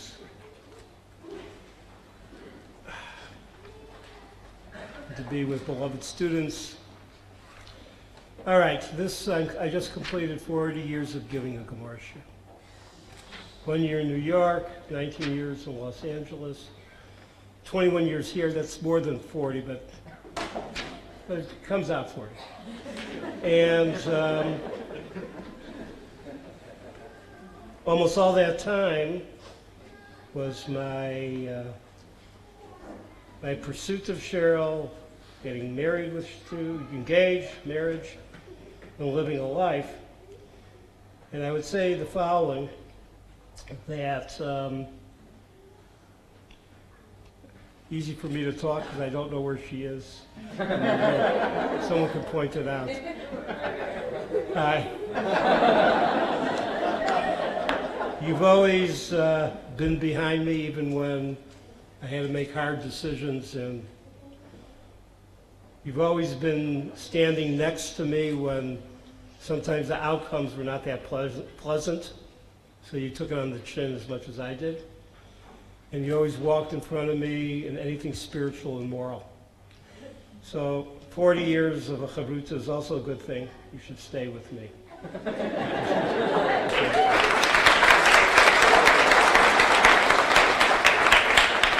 I want to speak to the musmachim. Some of them are in the streaming. I had counted wrong. I thought it was 20 altogether getting degrees today. It's actually 21. And this is going to be quick. You're smart enough. You'll be toe-face it. You'll understand it. So let's start on the stream to Adam Meir, who's in Philadelphia, teaching. And the great, I want to talk to you, each one of you, about your avoda very quickly, because I usually don't talk about this, so I can give it to you, straight. I've been observing. Adam, you have a spiritual charisma, and the spiritual charisma comes from your total honesty in your spiritual charisma, and because you don't misuse it, and because you withdraw from all those things that it could be given. Continue that way, and at some point I'll eat at your tish. This is it's alphabetically by first name in English, more or less. I'm ADD, so it's kind of Aviva Richmond, Talmidah for a number of years, as Adam was. You have a very sure, quiet voice that allows people to listen to you and to actually hear the very alarming things you often say. Because they trust you, and you trust them to rise to that madrega, continue that avoda. Avi Spodek, who was originally a Canadian, is on his way to Texas to be a principal of a very fine school. But as a Canadian, he was also a defense man on his hockey team. I saw a little clip of something that he did. He plays hockey like he liked to learn Gemara. Total combat. Tremendous joy in knocking someone, right? It's true, right? Knocking someone off his feet. Tremendous joy in lifting the person up after he's knocked them down. And the one thing, Avi, you've liked better than all that is getting just knocked on your keister by someone else, and you love that in your Talmidim. And every time I talk to you, tell you about another student who did that to you. That's your avoda. Avital. Many years, you were the Rosh Kollel. Avital, you're always 2 or 3 steps, in a very gentle voice to use that voice, but 2 or 3 steps, always ahead of me in shir. 4 steps, 5 steps, also in practical things that we can do for the Jewish people. And you make suggestions, which just leads from that one. Maybe Rebbe Landis, maybe, not just me, but other people should have a title. Just maybe it's a suggestion, which has kept me up all night.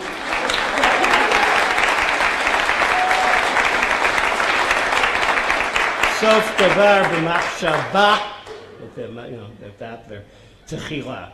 She's got to figure it out.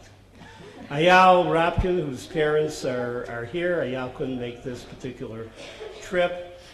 Ayal, for those who know him, he is within the human comedy. He takes delight in every shtuyot that happens. His students have shtuyot, he enters within them, and once he has them relaxed, and once he has them feeling good, finally a teacher that they can relate to, he gives it to them at that moment. He had opened them up, then he talks to them really seriously. And they listen. And he's done that not only with his Talmidim, which is the most important thing, but he's done that, what a son you have. He's done that with his colleagues who are sitting here, and he's done that to his mentor. Ben Murnick, where are you? Ben, over there. Yeah. Hipster Chofetz Chaim kind of look. You have an incredible grasp of the human situation, and you haven't fled from it in your own life, and you don't flee from it when you're helping others. You use, I say that, I mean it, you use Torah to people in their situations, and you allow those situations to explain Torah. That's your avoda. Bitya. There, Bitya. Professor Heschel, blessed memory, used to talk about radical amazement. So he's going to have to translate all this for you. Radical amazement. תמיהה רדיקלי. את מסתכלת על משהו בהנוף, או איזה בניין, איזה חורבן. ואת מסתכלת על זה ואת רואה את כל הסטרוקצ'ר, מה שיש. התמיהה זה מביא שמחה, וזה גם כן מה שיש לך בהבנת הגמרא. איך זה אפשר שיש סתירה? זה באמת תמיהה. איך באים לאיזה פשרה על זה, בפתרון, ואיך זה נוגע לחיים שלנו. You are, for me, you're my radical amazement when I see you and listen to you. Daniel Isaac, you have a very strong understanding of whatever you learn, and you bring to it whatever you learn. In your Bechina yesterday, oral Bechina that everyone here has gone through, which was over 4 hours, you chased me down the hall saying, Rabbi Landis, you didn't ask me about this, Rabbi Landis. And you do it in the most creative way. You'll be a professor of something, but you will have Talmidim who will, not only students, but you'll have Talmidim who will follow you, your honesty, and the ways that you courageously make connections that no one else can make. Daniel Shibley, excuse me. I never call you by your first name. That's a very yeshiva kind of thing, call someone by only their last name. You are our shomer. You've done amazing things. And I can't say more than that because you'll be upset because you had Chaverim who did even more amazing things than you've done. But you're the shomer al HaTorah. You're the shomer al the proper pshat. You're the shomer on that, unlike anybody I've ever had before. And you're a shomer on your fellow students. You're the shomer on someone who walks into the Beit Midrash. You're their shomer. Great avodah. David Wallach, given your age, I'm not going to say much. You're the only one. You have learned with me less, but you've learned with me quite, the number of years than the rest, but quite intensively. But I'll say, Lifnei Am Ve'edah, 4 words that were said to you many years ago in your short life, and that is, at your bris, I'll say to the rest, Zeh HaKoton Gadol Yiyeh. Your smicha is aspirational. My aspiration is for you. Don't disappoint.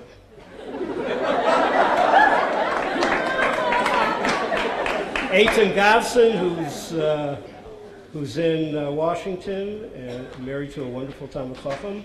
Eitan Gavson has a relentless desire to learn, distill, and incorporate Kol HaTorah Kula, and the drive to inspire his students to want to learn Kol HaTorah Kula, not one drop less.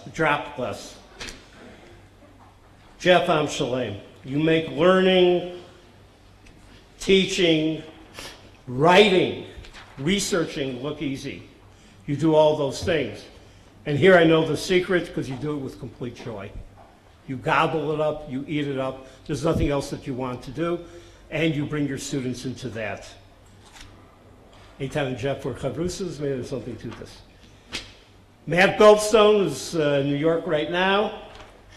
You know intellectually that perfection is unattainable.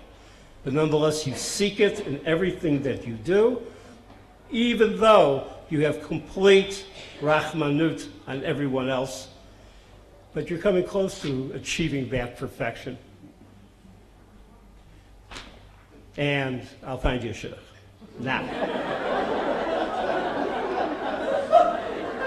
Mindy Malka Schimmel. Mindy, you are one of the sweetest people I've ever met. You're a terror in sheer. How can I destroy Rabbi Landis today? However, this is where it's from. Everyone loves a great pshat. And everyone has, therefore, like a great pshat, you take some risks in pshatim that don't work, but Mindy's there. Mindy hates the wrong pshat. You hate it because you love Torah. You hate it because you love the truth.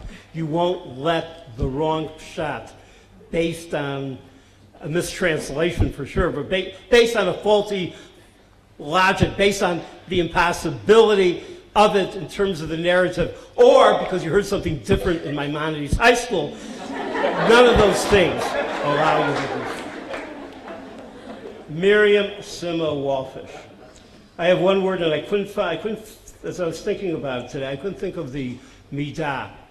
But in your speech, in your teaching, in your research, in your writing, there's a word, I'm getting to the word, and in your treatment of others, you have a great elegance. Not one word is extra. No, I'm right, no? Not one word is extra. Not one word is misspoken. And the words that are there are not miserly words, but become very powerful words because they fit. We need you to continue. Now, Nama Levis Applebaum. When we discussed whether or not you would join the Shir and join the, forgive the word discipleship, everything that implies, join that. You said the following at the end, but Rabbi Landis, I have a confession. I'm waiting, 40 years giving Gemara Shir, I've heard a lot of things. I have a confession. I'm high maintenance. All I could think of that time was, how do I get out of this room? And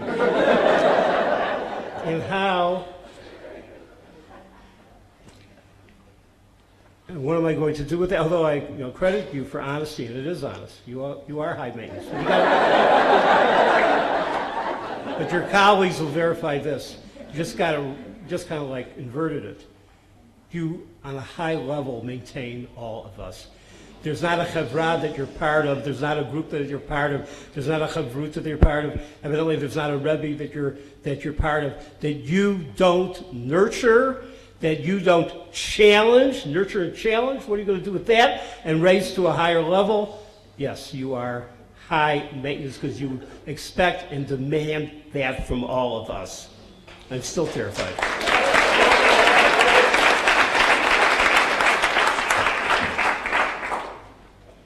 Perhaps my longest relationship, Shoshana Cohn.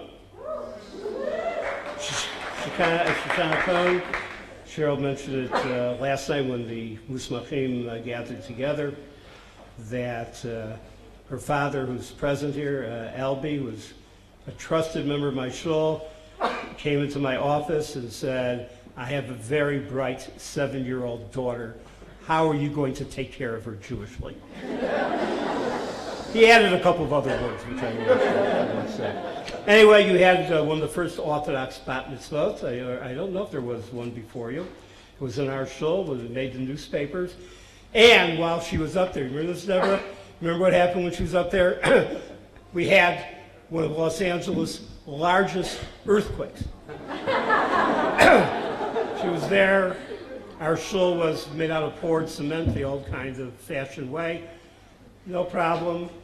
Her calmness made everyone else kind of calm for a while. She waited on her own. and you should continue the wonderful Devar Torah. So, calm and an earthquake. This is what I've learned. You make earthquakes. You probably made that earthquake that day in Los Angeles. Anything that's false in Yiddishkeit, anything that is ugly, anything that is demeaning, anything, you're the earthquake. You're also the builder.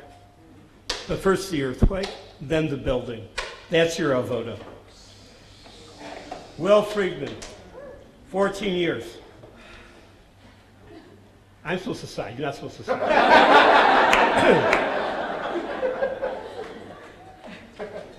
With everyone here, many of these midot all these midot are transferable, but these are the ones I'm thinking of today. Will Friedman, you have carefully thought through what a Jew needs to do, and you follow that. Tzadik be'emunaso yichya. Tzadik be'emunato yichya. So this I'm going to say something that you've never heard from anybody else. You're hearing it from me. You're a tzaddik. And that's your avoda. You have to be a tzaddik. You have to continue that way. All the other things will come at the same time.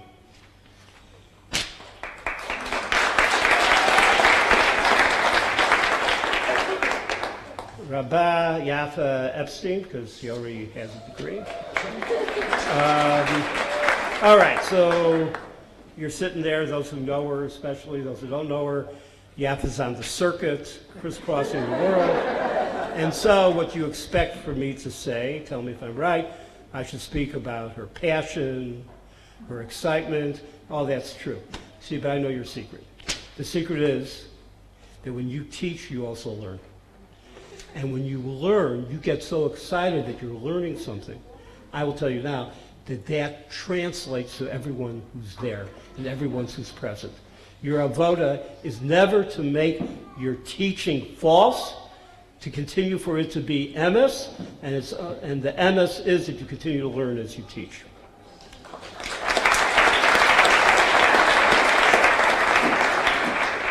Yisrael Kaplan. There. Yisrael Kaplan. A number of years for us together. Much to say about you. But I want to say this. And with everyone, every meeting I said, of course, and everyone's a Talmid Chacham also, or mainly. But your Mida, you're inclusive, and it's not an ideological principle to be used to bash other people. You bring people together. You do it, you don't forget about anyone, and you do it, and you also, in your creating of your own theology, that you won't allow any particular theology, ideology to be tossed out, which I regularly do, right? Tossed out, and you bring it back, because it has to be in the room. We've heard more of that conversation today, but it has to be in the room. That's your avoda. And our Yossi Serlin, who I think is in New York City right now. Yossi, many of you know him Yossi, you know yourself too, but let me tell you something about yourself. Your curiosity is unceasing. And the curiosity wants wants good answers, and good answers can move to the next step. And that's an avoda that will make you forever young. That's the avoda that does it all. Let me say something to you all as a group. I just went 21 people. Let me just say the following. I did Shimush after I had Semikha. First Semikha, I did Shimush in Eretz Yisrael with Yitzchak Arieli, who was a great Gaon. You probably knew him from Merkaz and from the whole arena. So I had the one thing that I had, Itzel, some called Itzel Arieli. He was a Rosh Yeshiva in Merkaz, Mashkiach Ruchani, and some sort of great, wrote the Einayim L'Mishpat, big time, won Pras Yisrael. And he was the posek over at Bikur Cholim. And I asked him if I could do shimush with him, if I could apprentice myself to him. And he asked me certain questions, and okay. And but I had a question, and the question that I had in my mind that I heard. Who was the head of the B'nai Akiva? Created the B'nai Akiva Yeshivot? What? Right. Oh, yes. So there's a couple. I heard from one of them. I'll say it that way. Okay. I heard that Rav Arieli, whenever there was a suffix, he was never machmir. And I just had to see that. Whenever there's a suffix, never machmir. So I bet there must have been, because, right, suffix deraisa chumra, but given that aside, whenever there's a suffix on the suffix, whatever it was never machmir. So I went and I spent some time with him every day, and then I went on Fridays to Bikur Cholim, and he did a lot of Piskei Halacha there, because a lot of things come up right before Shabbos. I don't know why that is, and that's what happened. And I asked him that question that I see and I've heard, and he says, do you know why I took you for to do shimush with me? And I said, well, I was waiting for it. I said, I did shimush with your great grandfather. Si Pesach Franks, that's how, rather than Yerushalayim. And I said, what did that mean? He said, well, I went to the Batei Din with him in the Chorva, the Beis Din Agadol in the Chorva. Then I went to the Beis Din that he had in his house, because the Socharim, the business people always had questions. They would come in, they had like an informal Beis Din and would decide. He said there was an extra Beis Din in the house. Your great-grandmother, Gita Malka, it's the whole story with her. She went through Shas with her grandfather, she brought from Lithuania at the age of 13. He couldn't read anymore, so she chazered Shas with him. And Socharim told me here, many of them told me, pretty frum guys, told me that when they were in the line to be with my great-grandfather, the line was too long, they would deputize the Rebbitzin, and she had a Beis Din of her own, and she made those decisions. In any event, it's not on that. So there, he's sitting with my great-grandfather, and a woman comes in on Fridays. Fridays at the Frank house, it was chickens. Everyone's coming in with chickens. He dealt with great issues, but on Friday it's chickens. Paskening this, and the pach, the garbage heap, was also, after a while, filled up with meat, with chicken, with other things. A lot of things were kosher, a lot of other things were not. A woman comes in with a particular problem, and he says it's not kosher, throws it into the pach, and she goes home. Next woman comes in and says, and has a chicken, a different chicken, but the same exact problem. And Rav Yitzchak Arieli says it's never exactly the same problem. It's always same problem. And he, and my great grandfather spends a moment and says kosher. She leaves with the kosher chicken. When she leaves, he says to Yiddish, Reb Hirsch, how can this be? It's a Zelba Baya. It was the same problem. How could it be? So this is what your great-grandfather said to me. He said, the chicken you saw, the woman's face you didn't see. So that changed his life. Hearing that story kind of changed me a little bit too. Don't you dare not look at the face of the people that will come to you. Don't you dare not look straight also into the poskim and do it and know it very well. You have to bring the two things together. Know what you're doing. Also, I have to teach Torah, right? Vasisa hayosher v'hatov b'nei Hashem. You'll do great things, beautiful things. But yosher, yatris, you have to look, and that's your avoda. That's the avoda that you can do. So it's now my time to move to the Semikha situation. For those of you who are a little worried about how much photographs and all that, there'll be photographs, but We took pictures beforehand. I've been a rabbi for a long, long time. But could you give me... So the first person is Avital Campbell-Hochstein.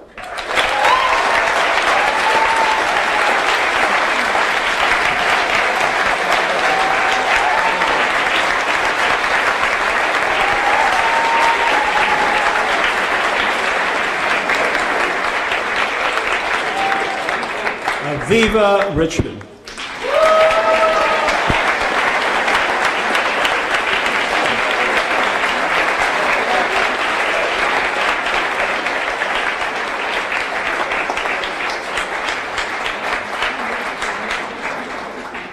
I call up the parents of Ayal Rapkin.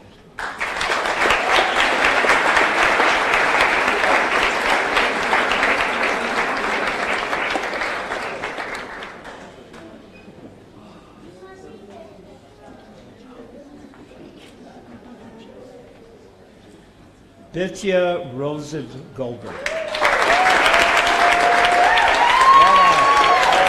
Go.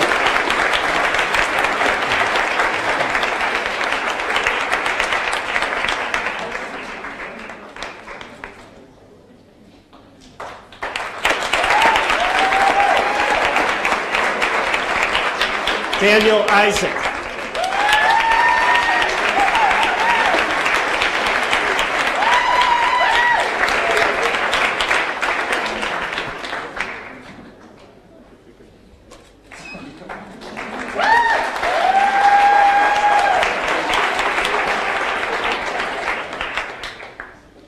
Daniel Shibley.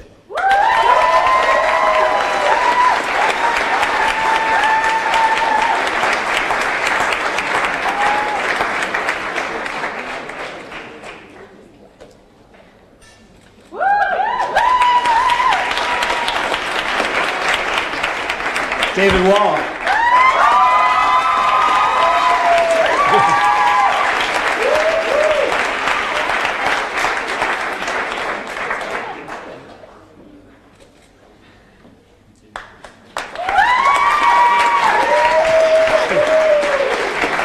Mindy Malka Schimmel. This is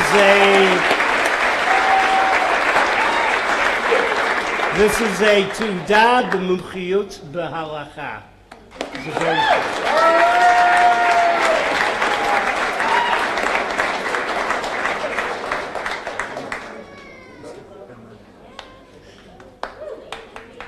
Said you know the human condition. I skipped you, Ben. Come on up.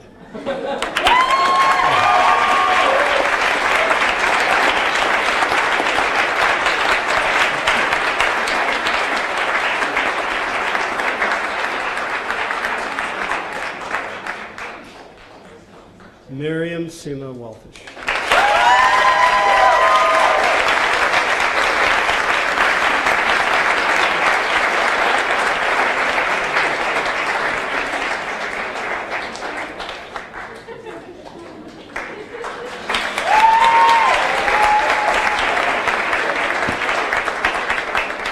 Naama Levitz Applebach.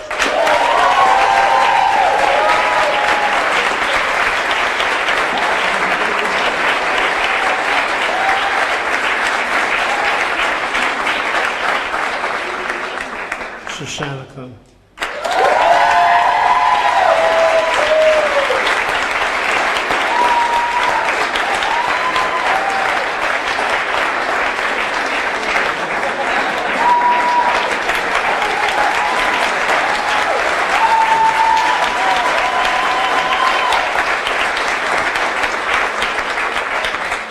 William Friedman.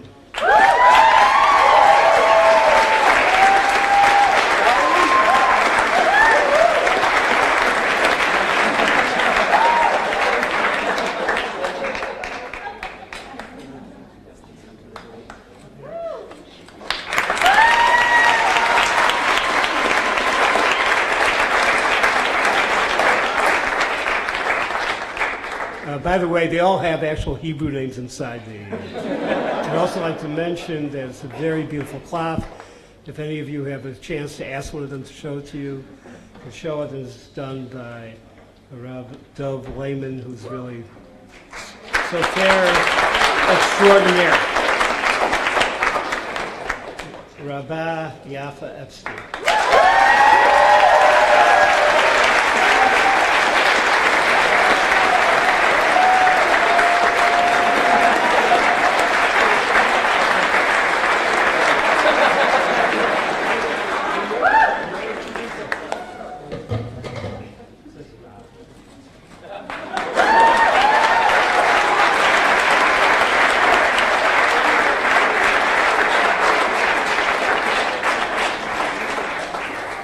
Israel Kaplan.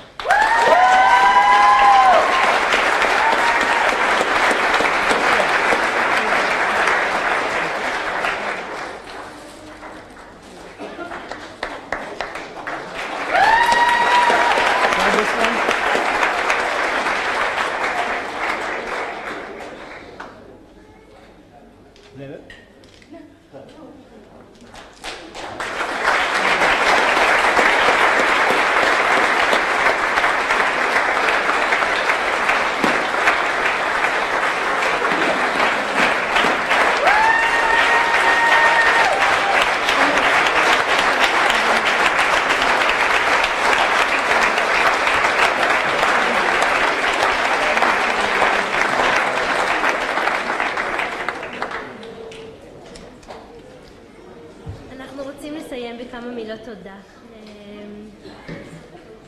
החוזק שאתם נותנים לנו בנוכחות שלכם פה. לא שומעים. החוזק שאתם נותנים בנוכחות שלכם פה מאוד משמעותי. אומרים רק מעט שבחו של אדם בפניו, וויל ואני ננסה לומר כמה מילות תודה לרב לנדס.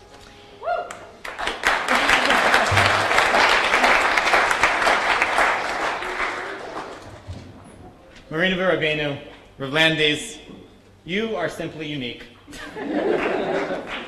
Your entire career as a congregational rabbi, as a posek, as a Rosh Yeshiva, has been defined by two complementary traits: a deep connection to the past and a sensitivity to the needs of the present and the future. You learned with and received Semikha from the Chachamim of the old world, first and foremost among them, Rav Soloveitchik. You also fearlessly confront the present, driven by a non-dogmatic vision of the future that is deeply grounded in Torah. Most striking to all of us who have had any contact, have learned any Torah from you, is your unlimited, I wrote apparently, it's not true, your actually unlimited capacity for growth and creativity. Though that trait has only increased over the years that we have been your students. You greet new challenges as an opportunity to increase the glory and the reputation of Torah. You are convinced that everyone can find their handhold in Torah and that Torah has room for everyone. None of your work, of course, could take place in isolation. Beyond eager students and supportive colleagues is a single and singular force, your wife, Cheryl Robin.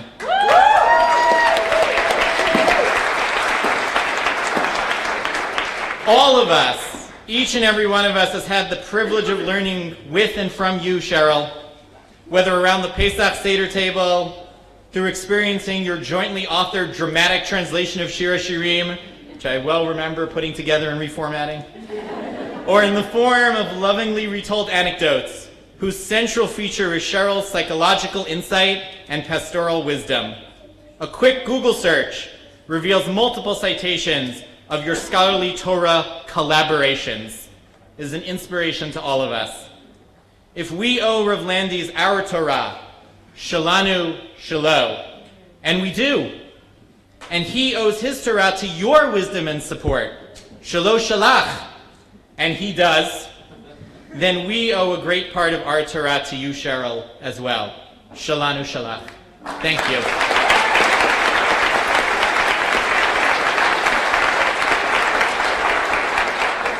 Truly, Rav Landis, through your teaching, Talmud, and your deeds, Ma'aseh, you have taught us the meaning of the well-worn pasuk, Torah tziva lanu Moshe Marasha Kihilat Yaakov, there is no contradiction between an eternal Torah that stretches back to Moshe Rabbeinu and that is at the same time the always responsive inheritance of the ever-changing Jewish community.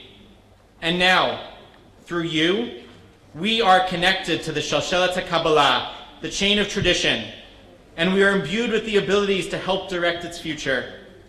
Thank you, Moreinu Rabbeinu, for teaching us, for trusting us, and for giving us our chelek in Torah.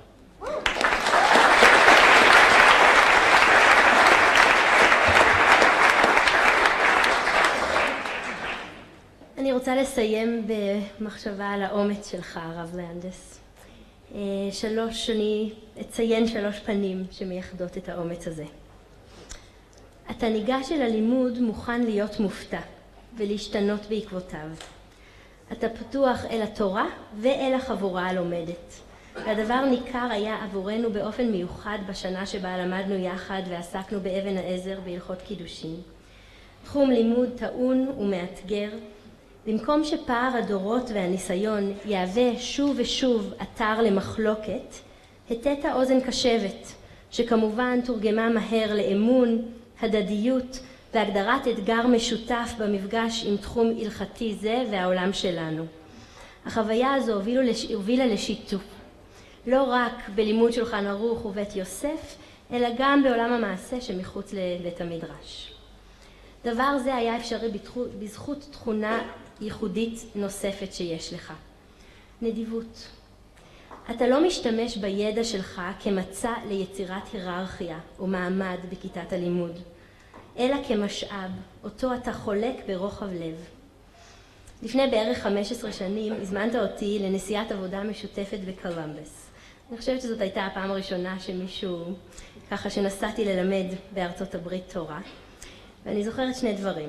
הראשון, שלפני הנסיעה נצאת לי עצה טובה, מעוניינים בפרטים שלה, מוזמנים לבוא אליי אחר כך. עצה שאני שומרת איתי עד היום כשאני פונה למסעות הוראה. לא חיכית שאני אלמד מהכישלון, אלא בנדיבות מניסיונך נתת לי עצה כדי שאצליח.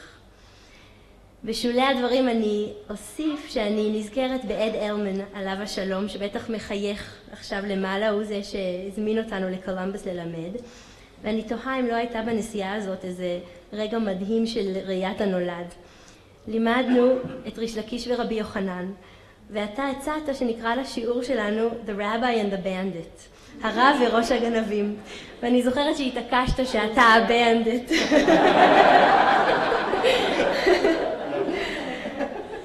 הנדיבות עם הידע שלך משמעה היה ששיעורי התורה איתך שזורים לא רק בעיון והעמקה בהלכות שלפנינו, אלא גם באמירה ושיתוף מתמיד על אודות האופן שאלה נפגשים עם החיים. התמודדות פסיכולוגית, עדינה, מורכבת. מימד אחרון של האומץ שלך הוא שאתה מורה שסולל נתיב עבורנו, הלומדים, התלמידים שלך, להפוך ולהיות האמיתים שלך. ויתרה מזו, ישבנו מולך, הרב לנדס, לפני מספר ימים. לפתע הרמת את העיניים אלינו ואמרת, אני לא רוצה להיות במצב שבו לא עודדתי ודרבנתי אנשים המסוגלים לעשות טוב ממני בעולם. אכן לקום ולעשות זאת. הדרישה מאיתנו בצורה הזאת נוגעת ללב ומהדהדת בעוז. רב לנדס יקר, תמיד תהיה הרב שלנו, מורה נאמן ואמין, כן, לפעמים עד לכדי הקיצה. בשמי ובשם חבריי, תלמידיך, תודה מקרב לב. תודה לכולכם, ואני מזמינה את כולם לרדת למטה ולהתפלל איתנו ערבית.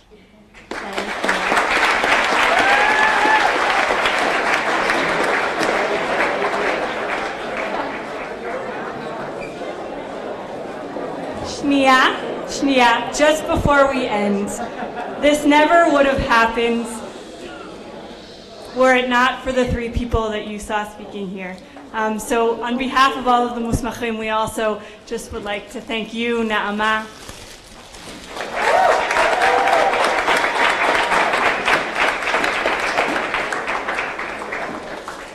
And Abital, Tודה. And Will. Thank you for all your leadership and thank you for everything that you've done for us.